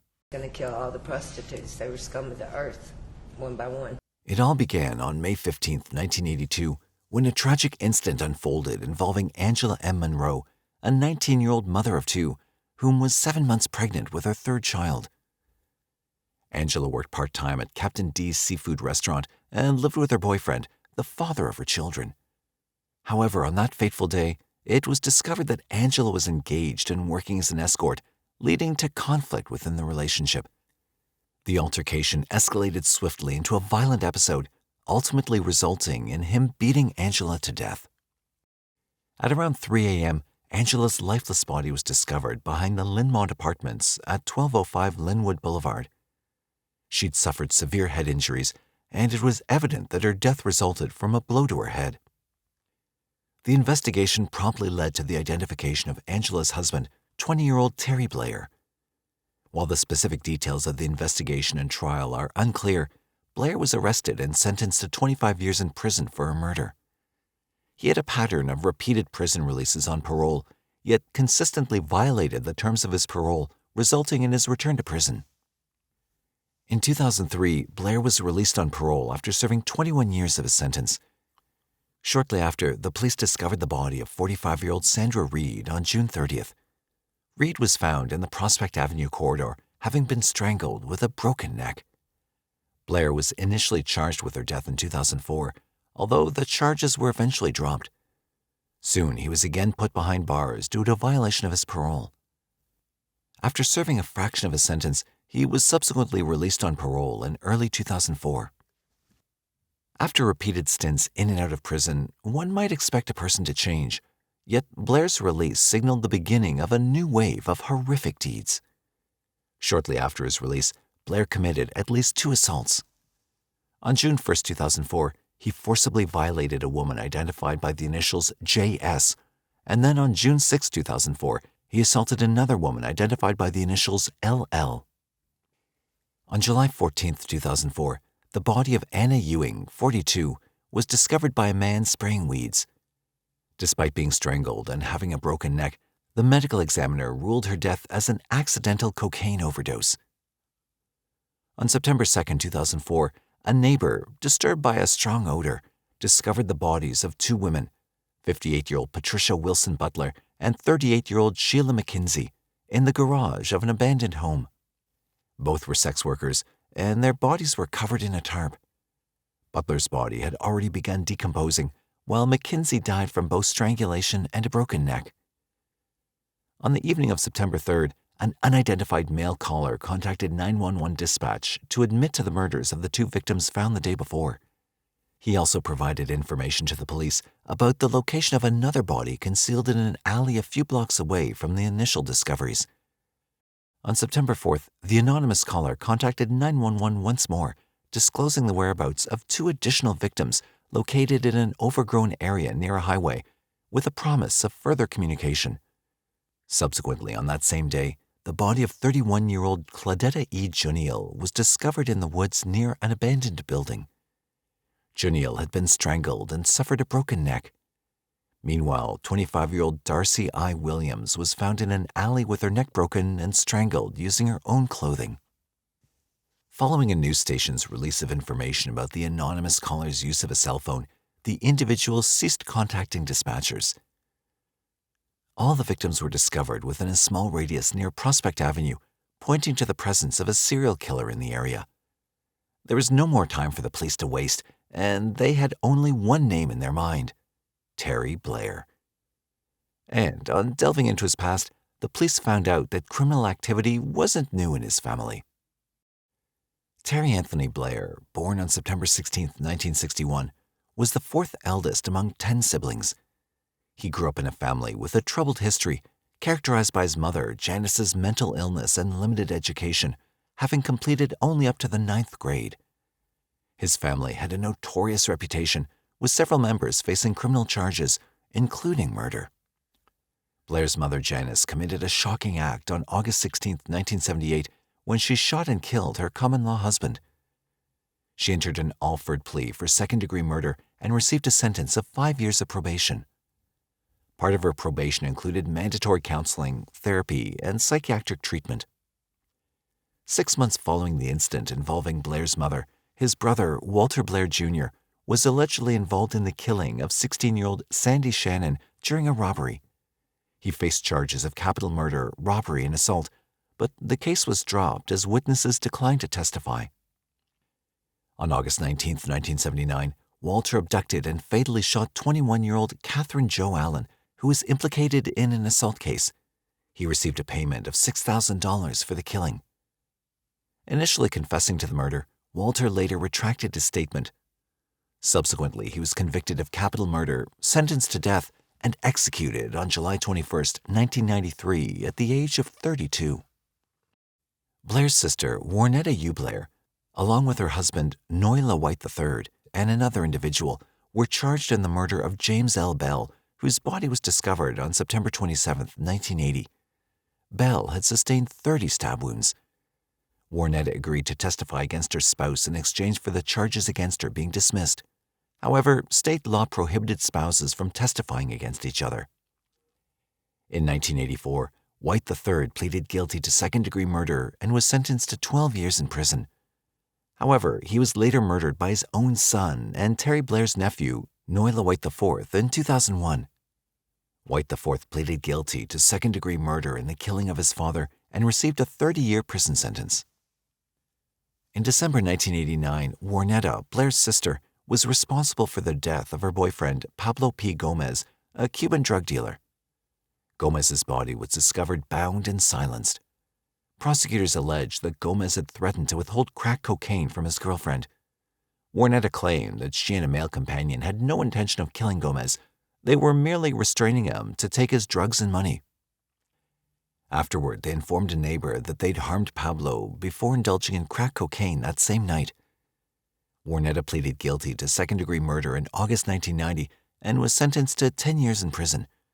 She was released from incarceration in December 1999. On June 25, 1992, Clifford Miller, Blair's elder brother, kidnapped a woman, coercing her into performing an intimate act at an abandoned building and subsequently rendering her unconscious through physical assault. The victim endured hospitalization for over 2 months due to severe injuries, including a gunshot wound to her arm, a fractured skull, a broken jaw, and severely damaged cheekbones. Her arm injury was of such magnitude that it necessitated replacement of a bone with a metallic implant. In 1994, Clifford was found guilty of forcible sodomy, assault, kidnapping, and armed criminal actions. He was sentenced to 2 life terms in addition to 240 years imprisonment. In December 1999, Daniel, another of Blair's siblings, entered a guilty plea to federal drug-related charges and received a sentence of 8 years and 4 months in prison. He was involved in dealing crack alongside another individual. In December 1991, William Blair, Terry Blair's nephew, who was 16 years old then, received a 15-year prison sentence for first-degree robbery. He was subsequently released from prison on September 28, 2003. However, William later faced a total of 88 charges encompassing robbery, assault, and armed criminal action due to a string of violent armed robberies committed at bars and various businesses between December 3, 2003 and January 8, 2004. Subsequently, on October 7, 2004, William pleaded guilty to 17 counts of first-degree robbery, 19 counts of armed criminal action, 1 count of attempted robbery, and 1 count of first-degree assault. As part of his guilty plea, the remaining 50 charges against him were dropped. In March 2008, he was sentenced to life in prison with no possibility of parole. And such was the disturbing background of Terry Blair. The focus of the investigation increasingly centered on Blair as a suspect due to his parole status related to the 1982 murder of Monroe.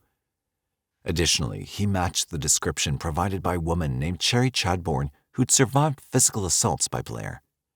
Chadbourne, also an escort, expressed that Blair, who resided in the same apartment building, was stalking her. I met him Right as he got out of prison, we had an encounter that this man named Terry Blair said he was going to kill all the prostitutes. They were scum of the earth, one by one. Blair couldn't be directly linked to the cell phone used for the 911 calls, as it had been stolen and exclusively used for emergency calls.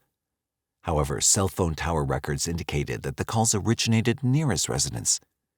He was first arrested on September 10, 2004 for violating parole, failing to maintain contact with a probation officer, and was subsequently charged with McKinsey's murder on September 14, 2004, supported by evidence obtained from his bodily fluids through DNA testing. Days following Blair's arrest, authorities discovered a decomposed skeletal body in an alley. Due to the advanced state of decomposition, determining the individual's gender or race was challenging. However, later the victim was identified as Neela Harris, aged around 33 or 34, who died from strangulation and had a broken neck. On October 15, 2004, Terry Blair faced charges related to 8 counts of first-degree murder, 1 count of first-degree assault, and 3 counts of forcible assault. Among these charges was Anna Ewing's, previously believed to have died from a cocaine overdose, to which Blair later confessed. In an agreement where Blair waived his right to a jury trial, prosecutors chose not to pursue the death penalty. Instead, Judge John O'Malley presided over the bench trial. Blair faced indictments for the murders of McKinsey, Butler, Williams, Ewing, Hunt, Junial, Harris, and Reed. He entered a plea of not guilty on December 13, 2004. Blair also faced accusations in the murders of Sandra Reed and Nelia Harris, along with an additional assault and 3 other forceful violations on women.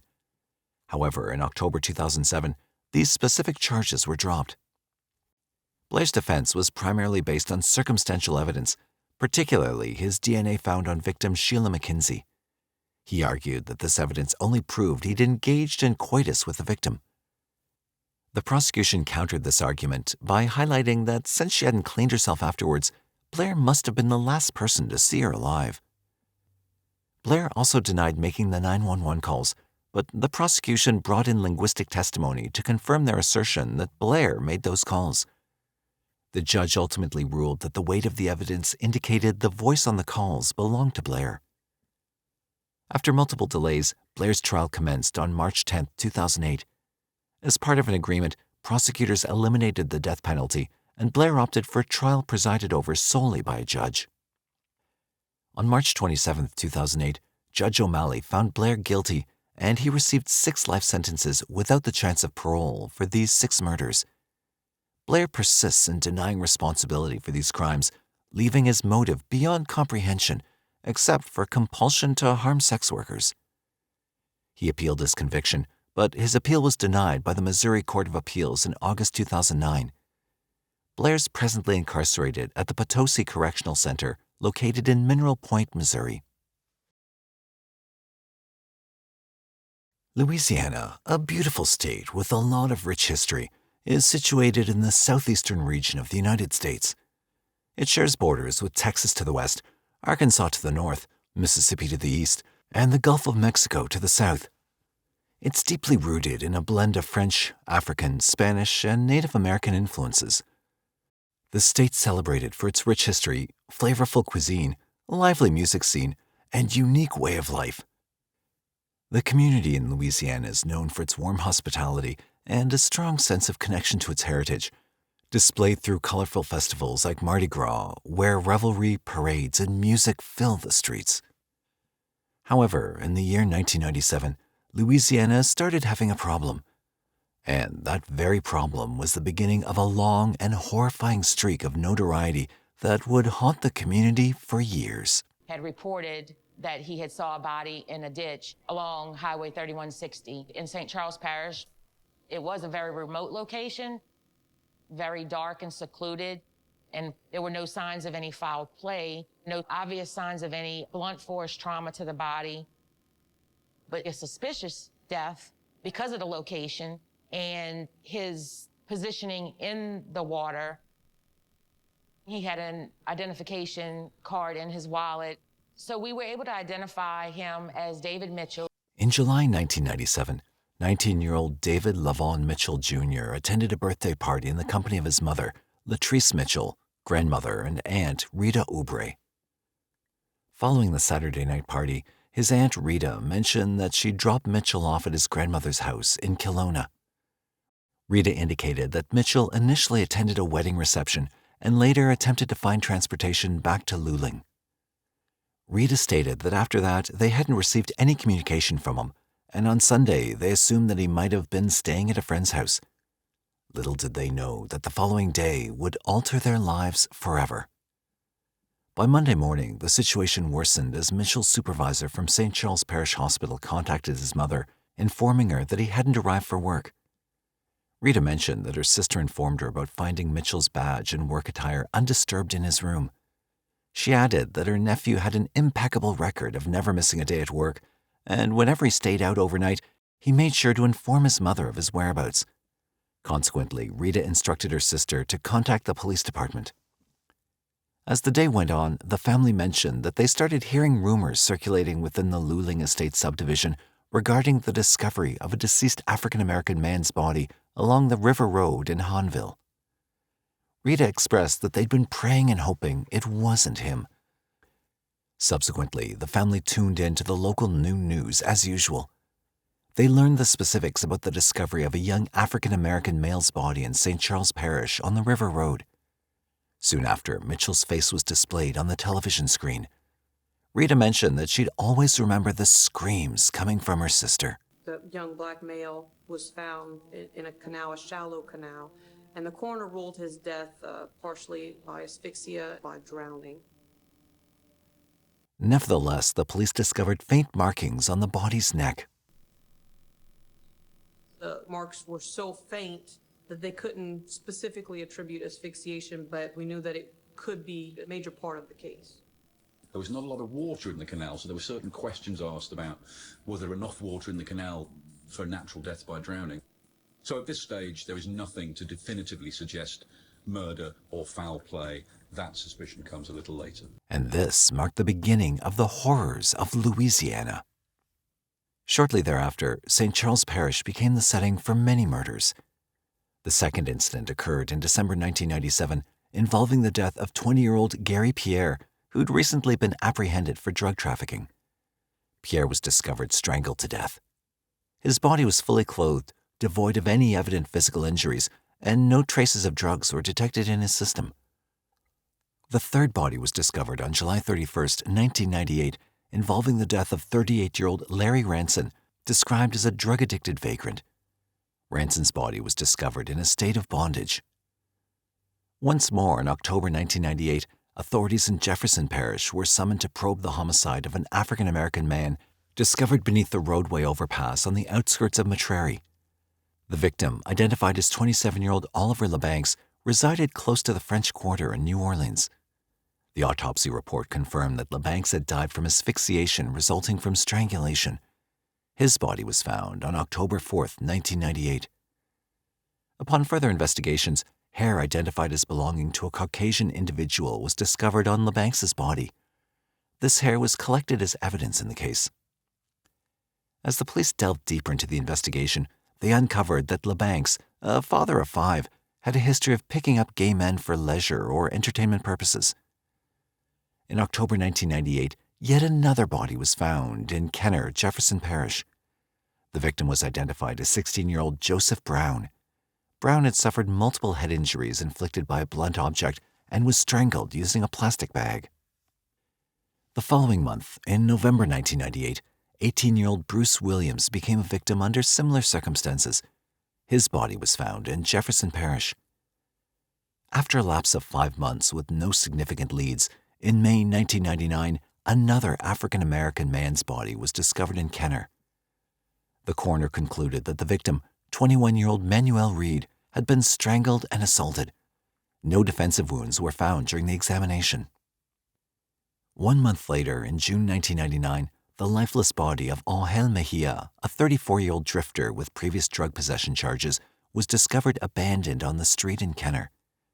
Upon analyzing the remains, the coroner determined that the victim had been bound with a rope before his demise. As authorities delved into the murders, they discovered that Mejia, along with Joseph Brown and Gary Pierre, also victims of the same assailant, all shared a close-knit proximity and familiarity with one another in their living arrangements. On September 1st, 1999, 34-year-old Mitchell Johnson's nude body was discovered naked in a forest on the outskirts of Metrairie. He'd been bound, assaulted, and strangled. As the years progressed, the naughties brought no respite. In January 2000, the body of 23-year-old Michael Vincent was found in Lafourche Parish. On October 6, 2000, the partially unclothed body of 20-year-old Kenneth Randolph, a 3-time prosecuted underage assaulter, was discovered in a field located in Lafourche Parish.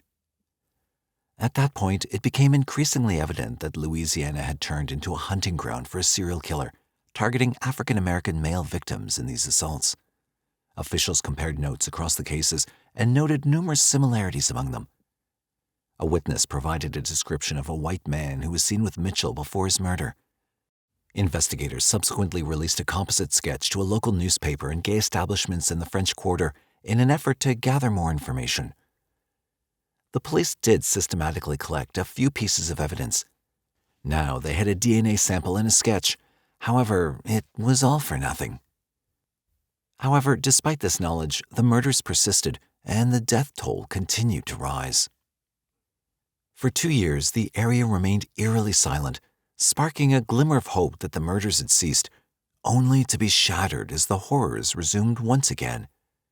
By that point, the count of victims had reached 11, but between the years 2002 and 2006, the grim total soared to 23.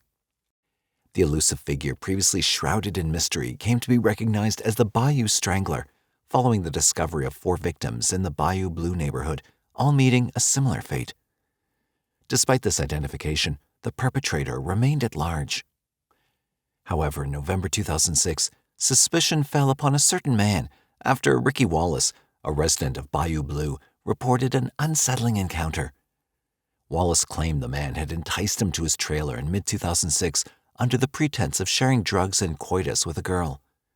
Once inside the trailer, Wallace alleged that the man attempted to persuade him into participating in bondage, claiming his girlfriend liked it.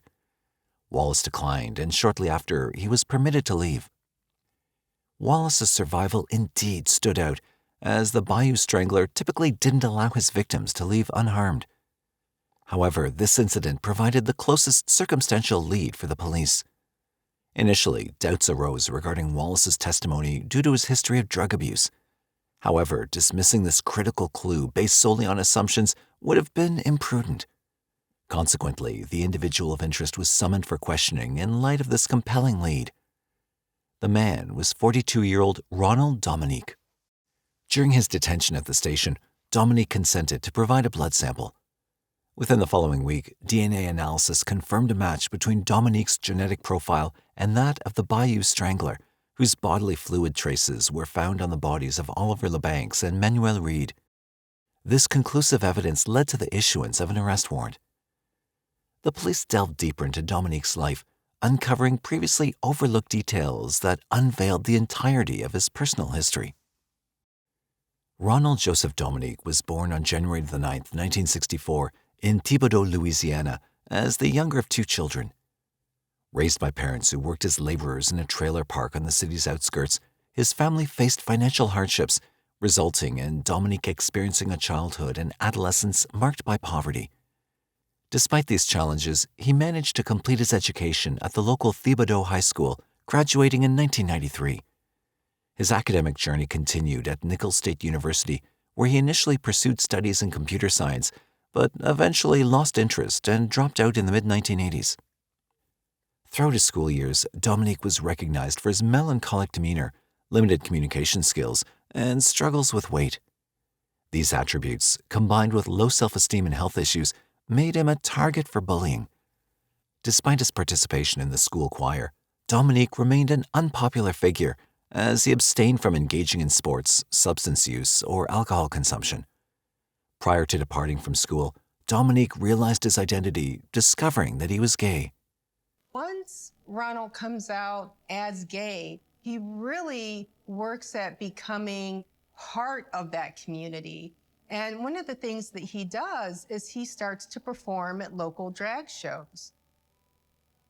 So you can imagine from Ronald's perspective, that this is his opportunity to really, shine. However, things didn't unfold as he anticipated, and before long, he became the subject of ridicule. He was dressing half as a woman, half as a man to sing, and that they booed him off the stage many times because he just couldn't get it.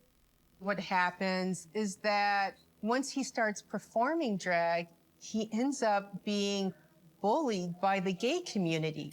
He's rejected, and this rejection hurts because this is his tribe. But the reality is his performance is lackluster because he doesn't know how to shine.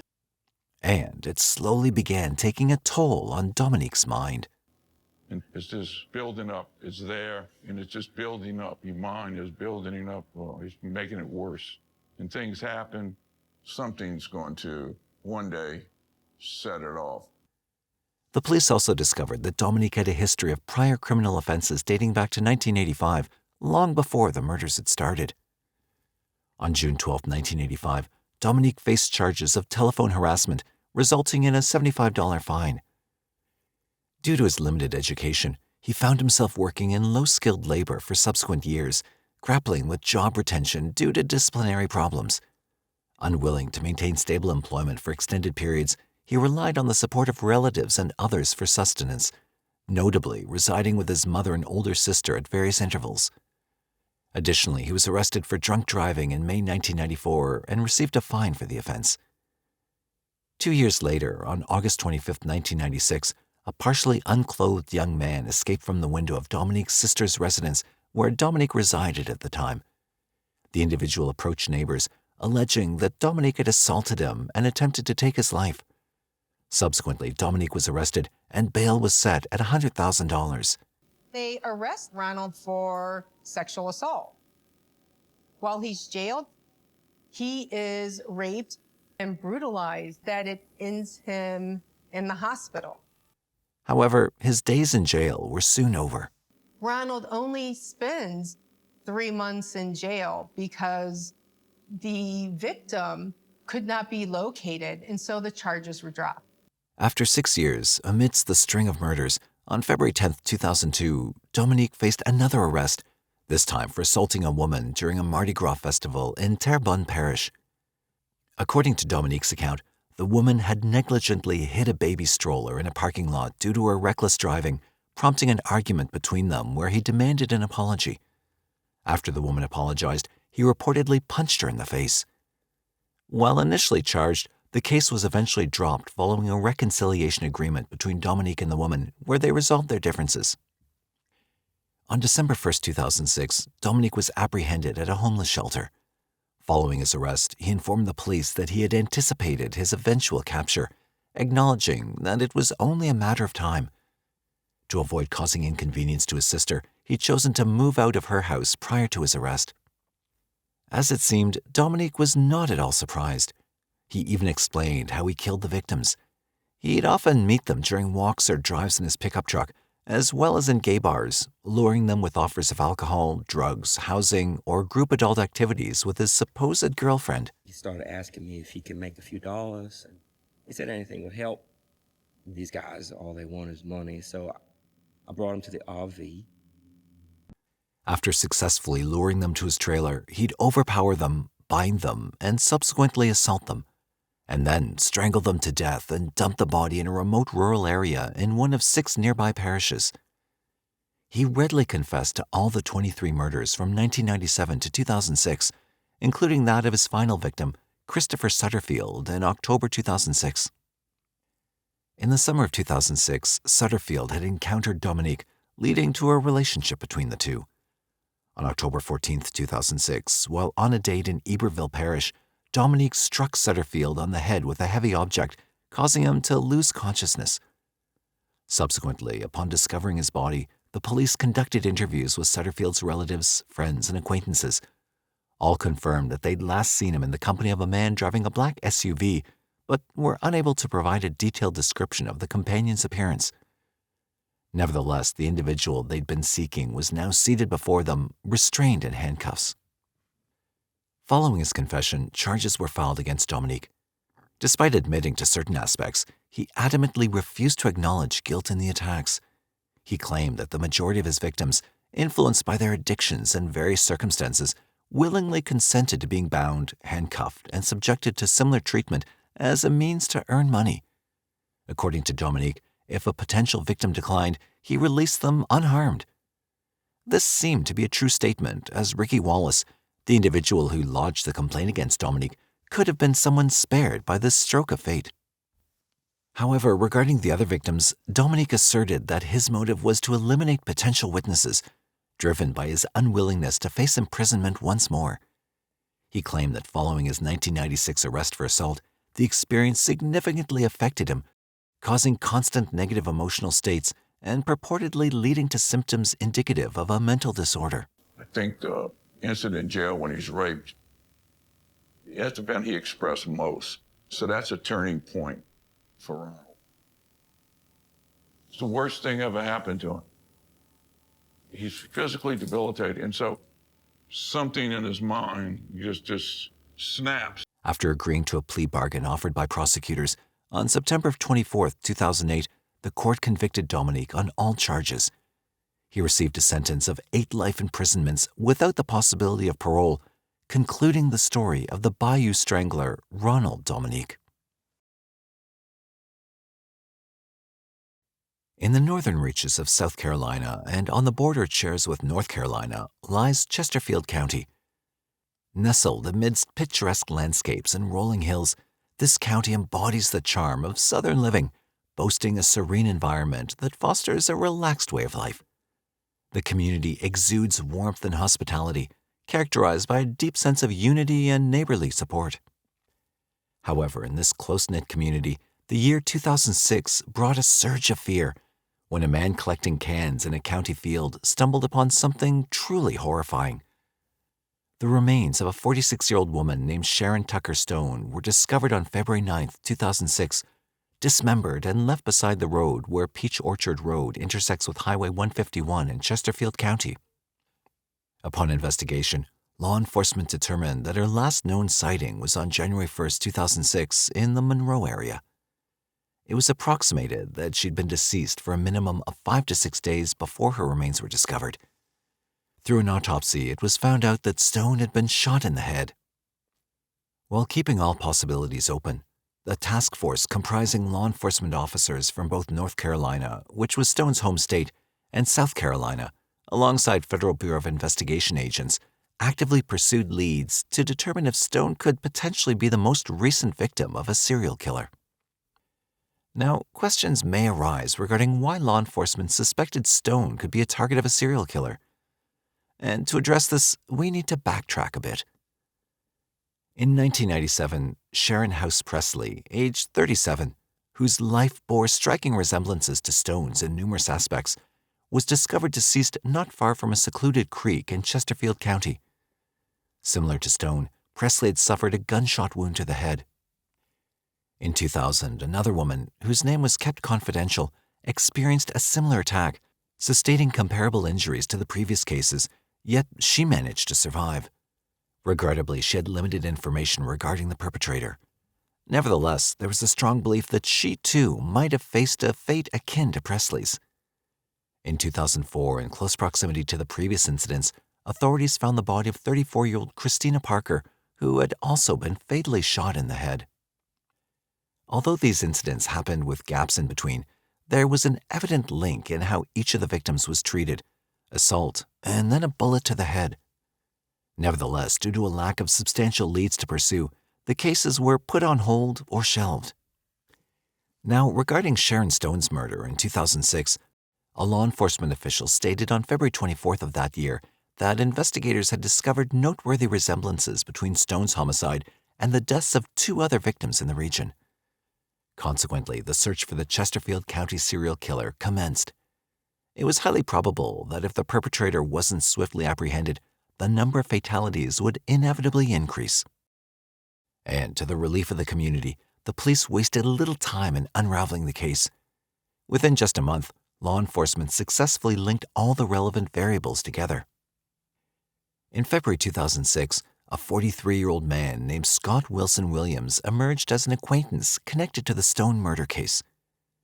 Born on December 3, 1963, in Monroe, North Carolina, Williams lived a tranquil life in the same locality. He worked as a member of a road crew for the North Carolina Department of Transportation and had no criminal record. His livelihood lacked any elements that might arouse suspicion. However, appearances can often be deceptive, so the investigation regarding his involvement proceeded forward. He's a unique individual, and I don't know what else to say other than that. He's like no one else I've ever met before. The Union County Chesterfield County Homicide Task Force, South Carolina State Law Enforcement Division, the North Carolina State Bureau of Investigation, and the FBI were involved in investigating the cases. And soon they got what they needed: the evidence against Williams. Evidence against Williams encompassed DNA analysis, ballistics, and witness identification from surviving victims. Moreover, during his interrogation in custody, Williams made incriminating statements himself, and along with this, he also made his confession. Sonia, this is where Scott Williams spilled his horrible secret. Not only did he murder 3 women, he butchered them. It was a tough story to hear, even for a professional. Williams claims that he hadn't intended to kill any of the victims, and that their deaths were unintended consequences of his actions. It was believed that, for the most part, Williams led a normal life, but occasional episodes caused by his poor mental state led him to commit these sinister acts. Throughout the interviews, law enforcement discovered that Williams was acquainted with Parker and Presley. Additionally, it was revealed that Parker and Stone were familiar with each other too. It was also revealed that all 3 victims were involved in escort work, and Williams didn't just stop after assaulting them. He instead continued to dismember their bodies. Ultimately, on March 9, 2006, at 1:30 a.m., Williams was apprehended at his residence, situated in close proximity to the locations where Presley and Parker's bodies were discovered. He was charged with 3 counts of first-degree murder, 1 count of attempted first-degree murder, 1 count of first-degree forcible assault, and 4 counts of kidnapping. He entered an Alford plea, which meant that he pleaded guilty while maintaining his innocence, and was then sentenced to life in prison without the chance of parole. Williams is currently imprisoned at the Alexander Correctional Institution in Taylorsville, North Carolina. The charming city of Phoenix, Arizona, located in the southwestern region of the United States, stands as a vibrant metropolis known for its captivating blend of natural beauty and urban sophistication. Renowned for its scorching summers and mild winters, Phoenix boasts an array of outdoor activities and breathtaking landscapes. However, between 2005 and 2006, this bustling city in Arizona became a hunting ground for a series of horrific events. And behind these sinister acts were lingering 2 ominous aliases: the serial shooter and the baseline killer. The chain of events commenced on August 6, 2005, marked by 2 assaults.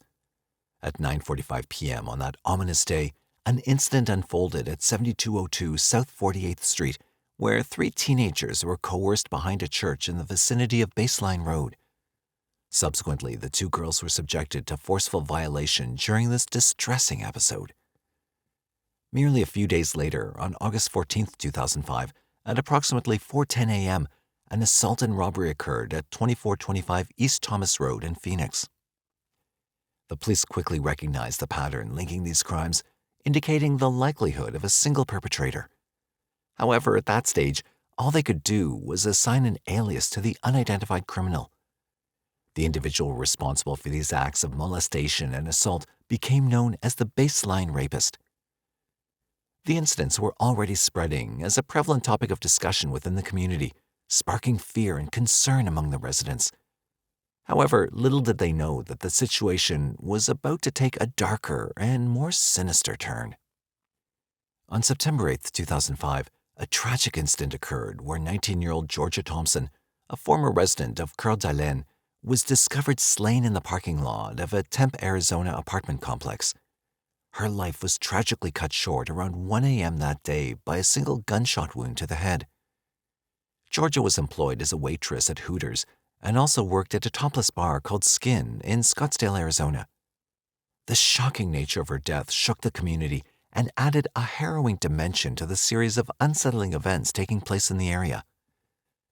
The investigation started right away. However, not a single clue could be found, and the perpetrator was roaming freely. In a short span of time, the tally of victims grew, instilling a sense of insecurity among the women residing in Arizona. On September 15th, an assault occurred at 4512 North 40th Street in Phoenix, adding to the string of distressing incidents. Then, on September 20th, 2005, a harrowing encounter unfolded as two sisters, one of whom was pregnant, were walking home from a Phoenix City park during the night. Their names were kept confidential after the incident. They were confronted by a man armed with a gun who proceeded to assault one of the sisters while menacingly pressing the gun against the pregnant sister's belly. On September 28, 2005, a robbery unfolded in Tempe, marking another incident in the distressing series of crimes encompassing both robberies and assaults. Then, on November 3, 2005, a man described as having dreadlocks and wearing a fisherman's hat entered a store and conducted an armed robbery, seizing $720. In a shocking turn of events, less than 10 minutes later, he abducted a woman who was placing items in a donation receptacle in a parking lot across the street. He proceeded to assault her within her car, demanding that she drive him to a street corner because he'd just committed a robbery. The victim recalled his attire as a Halloween costume accompanied by black plastic glasses. My most memorable case happened in November of 2005. There was two crimes, a robbery and a sexual assault, that had happened in close proximity and in the time frame. The belief was it was of the same suspect. I did the composite sketch first with the sexual assault, and then 2 days later I sat down with the robbery that had happened and did a composite with this individual. When we went back to the victim and asked her what she thought of the one that had been done by the sexual assault victim, she said everything that she had done in the core was she thought was very close, but she liked the shape of the head and the hat and the wig that was done on the other victim's composite. We merged the two together. We went back to both the victims, and they both agreed that it was a better likeness to their memory. The baseline rapist operated with an alarming lack of fear or remorse, growing increasingly confident in his ability to evade capture. Then, on December 12, 2005, at 6:55 p.m., tragedy struck as 39-year-old Tina Washington, on her way home from her work at a preschool, became the victim of a homicide at 6005 South 40th Street in Phoenix. A witness observed a man standing over her body behind a fast food restaurant, brandishing a gun. Tina had tragically succumbed to a gunshot wound to the head, and according to the witness, the sketch did match the man who he saw that day. A short time later, there were multiple other crimes that had been committed, all leading back to this same individual in the description of the Gilligan's hat and the long hair. It turned out that we were dealing with a serial killer, and now known as the baseline killer. The transformation from the baseline rapist to the baseline killer occurred swiftly, yet the police struggled to establish a clear link between the assaults and the murders, complicating the investigation. Consequently, another theory emerged suggesting the involvement of two individuals who operated in disguise. This led law enforcement to coin the term serial shooter, as they believed this individual was responsible for the series of killings, introducing a new angle to the perplexing and complex case. On February 20th, 2006, the string of crimes continued with two tragic homicides. At 7:38 a.m., the bodies of 38-year-old Romelia Vargas and 34-year-old Mirna Palma Roman were discovered fatally shot inside their snack truck situated at 91st Avenue and Lower Buckeye Road. Intriguingly, initially, the police didn't establish any immediate connections to the baseline killer in relation to these particular incidents. However, they were soon to be proved wrong. The series of assaults devoid of murder escalated into chilling cold-blooded killings, resulting in a staggering toll of 23 victims by May 2006. Each victim suffered a fatal gunshot wound to the head, with some subjected to robbery and others to assault. All the incidents occurred within the same vicinity, intensifying the urgency and severity of the situation. Frustration mounted within law enforcement as they grappled with the pressing question: who could be the baseline killer, the monster hidden behind a Halloween mask. The complexities of the case deepened as random shootings targeting pedestrians and animals resurfaced on the streets of Phoenix, Arizona during 2006. Although these random shootings had started in May 2005, distinct connections between the baseline killer and these acts were not readily apparent. Initially known as an assaulter, the baseline killer's modus operandi seemed to have shifted.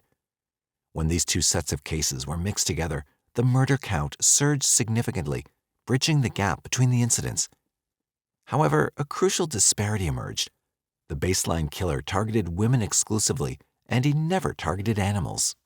At that time, they were able to link the crimes that I had done the composite with, and they were able to put a face to the criminal. This went for the media locally to use and also nationally. Mark Godeu, aged 42 at the time, emerged as a person of interest in the case. Born in 1964 in Phoenix, Arizona, he held the position as the second youngest among 13 siblings. His parents, Willie and Alberta, eventually divorced. Accounts of his upbringing vary among his siblings, with some describing the household as relatively peaceful despite their father, Willie, being characterized as strict. However, other siblings recall instances of verbal abuse by Willie and note a history of alcoholism within the family. Following the death of his mother, Alberta, in 1976, when Godeu was 12 years old, he attended Corona del Sol High in Tempe, Arizona, for his high school education. While there, he exhibited athletic abilities and participated in football as a member of the school team. However, despite his involvement in sports, Godeu did not graduate from high school due to insufficient credits. On November 7, 1982, Mark Godeu and one of his brothers were arrested in connection with the assault of a young woman. However, no charges were ultimately pursued against them. Subsequently, Godeu faced legal issues, including charges of trespassing in 1987 and a separate charge of driving under the influence the following year. In August 1989, Mark Godeu faced serious charges after being accused of abducting a woman, subjecting her to violent assault, and bludgeoning her. His defense maintained that the woman willingly engaged in consensual acts with him, asserting that the assault was carried out by two other men. In 1991, Mark Godeu received a 15-year sentence for the abduction case and an additional 21 years for a 1990 robbery. After spending 13 years in prison and being regarded as a model inmate, he was granted parole in 2004. Following his release, Godeu, accompanied by his wife Wendy Carr, settled in a residence not far from the area where the baseline killer crimes occurred. Despite his neighbors being aware of his past incarceration, he was well liked in the community, and his amiable demeanor overshadowed his history. Godeu secured employment as a construction worker with a company called Select Build. However, troublingly, the year following his parole marked the beginning of the baseline killer crimes. The extensive police reports, totaling 20,000 pages, predominantly focused on various suspects with limited mention of Mark Godeu. Within these documents were details pertaining to 9 cases, encompassing a wide range of criminal activities from double homicides to assaults, robberies, and kidnappings. These reports disclosed critical information regarding the locations under investigation, individuals targeted by the police, and specific leads pursued during the inquiry. However, a significant portion of the information, including investigative leads, was redacted or withheld from public disclosure, further complicating the understanding of the investigation's finer details. According to the disclosed documents, the baseline killer adopted a guise as a homeless individual during one incident, pushing a shopping cart towards a woman in a parking lot near 32nd Street and Thomas Road. He forcibly entered her vehicle and threatened her, demanding she perform intimate acts with him under the threat of death. The woman resisted the attack, as detailed in the records. During this encounter, the suspected baseline killer was described as wearing gloves, a mask, and attire that concealed his entire body. The documents further revealed that law enforcement pursued the acquisition of partial handprints, DNA samples, and ballistics reports as part of their investigative efforts to bolster the case. However, crucial details regarding these investigative results, including the findings from these efforts, were redacted or blacked out from the paperwork, obscuring critical information from the public eye. Meanwhile, in July of 2006, the separate cases involving the random shootings on pedestrians and animals in Arizona came to light. Dale Sean Hausner and Samuel John Dietman were identified as suspects in these shootings on July 31, 2006. Dale Sean Hausner, aged 33 at the time, had been employed as a custodian at Phoenix Sky Harbor International Airport since 1999. Additionally, he pursued work as a boxing photojournalist for Ring Sports and FightNews.com. And Samuel John Dietman, aged 31, had a history involving minor offenses like shoplifting and driving under the influence. Dietman had relocated to Arizona from Minnesota a few years earlier prior to his implication in the case. The pivotal piece of information in this case emerged from Ron Horton, a friend of Samuel John Dietman. Horton disclosed that Dietman had confessed his involvement in the shootings during a conversation that occurred while they were drinking. Initially uncertain about the seriousness of Dietman's confession, Horton ultimately decided to approach the police after the shooting death of a 22-year-old woman named Robin Blasnek on July 30, 2006. Horton expressed regret, believing that had he acted earlier by contacting the authorities, he might have prevented her tragic death, a realization that deeply impacted him. On August 3, 2006, law enforcement officials apprehended both suspects outside their apartments in Mesa. The following morning, on August 4, 2006, the Phoenix police publicly announced the arrest of 2 individuals in connection with the serial shooter case. And with the arrest of Hausner and Samuel Dietman in connection with the random shootings, it became evident that the serial shooter and the baseline killer were distinct individuals responsible for separate series of crimes. This development led to the closure of one of the 2 sinister personalities. Now, all that was left to do was to bring an end to the baseline killer's atrocities. However, by that time, the baseline killer had gained notoriety as the most infamous serial killer in Arizona's history, showing no signs of being easily apprehended. And to make things worse, an additional complication emerged when James Dwayne Mullins, while being interviewed by police in Kentucky regarding a burglary case, asserted his responsibility for the murder of Georgia Thompson on September 8, 2005. Mullins claimed that he shot Thompson during a purported robbery attempt outside the Scottsdale strip club where she was employed.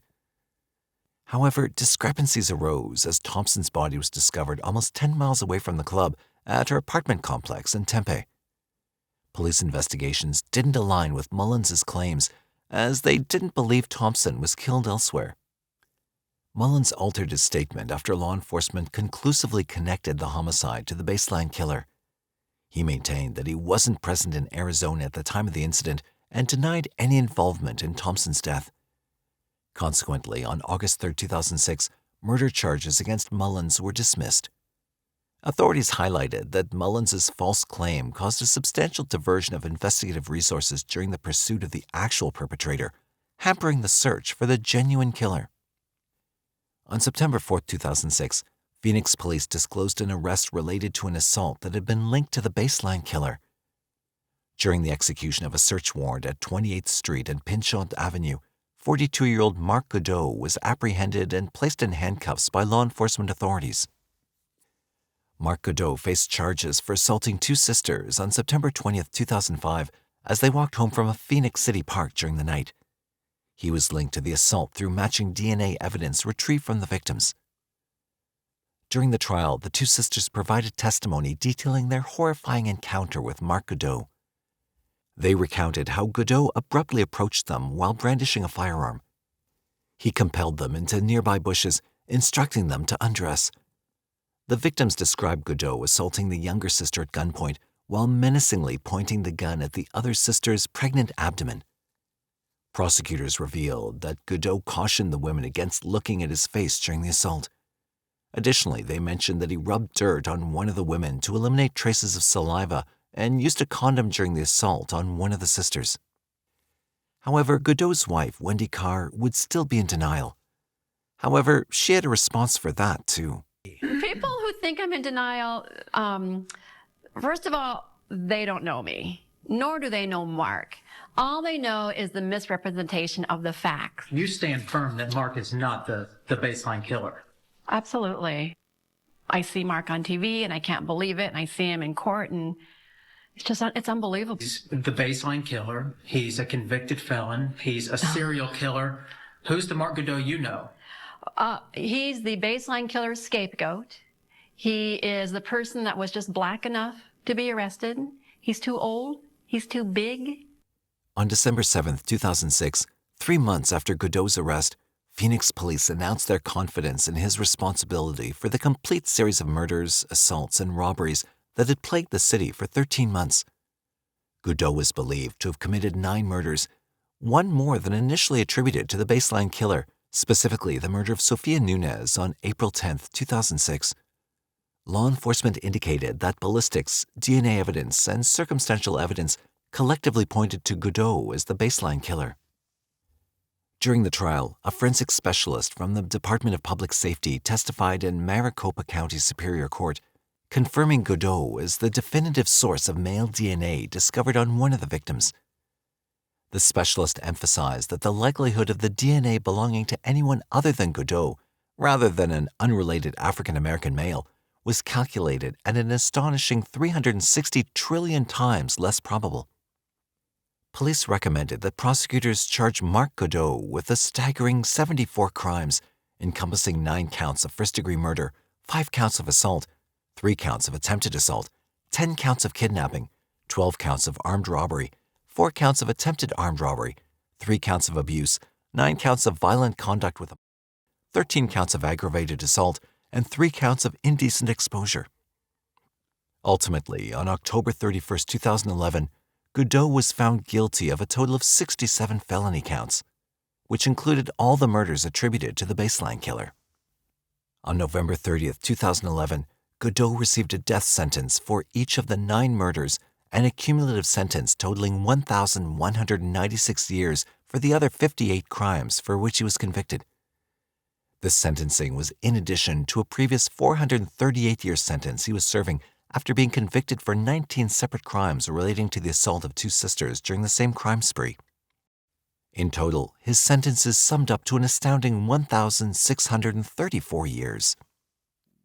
In October 2015, Mark Godeu filed an appeal against his 9 death sentences. His appellate attorney argued before the Arizona Supreme Court that Godeu should have been tried separately for each of the murders, along with some other charges. However, in June 2016, the Arizona Supreme Court upheld the 9 death sentences and affirmed over 60 other felony convictions against Mark Godeu, dismissing his appeal. And thus, after exhaustive trials, comprehensive evidence presentation, and legal proceedings, Mark Godeu was ultimately convicted on all 19 counts linked to the assault and all the murders associated with the baseline killer investigation. He's currently being held on death row at the Arizona State Prison Complex, also known as the Florence State Prison. With this conclusion, the story of the baseline killer, whose actions shook Arizona, reached its final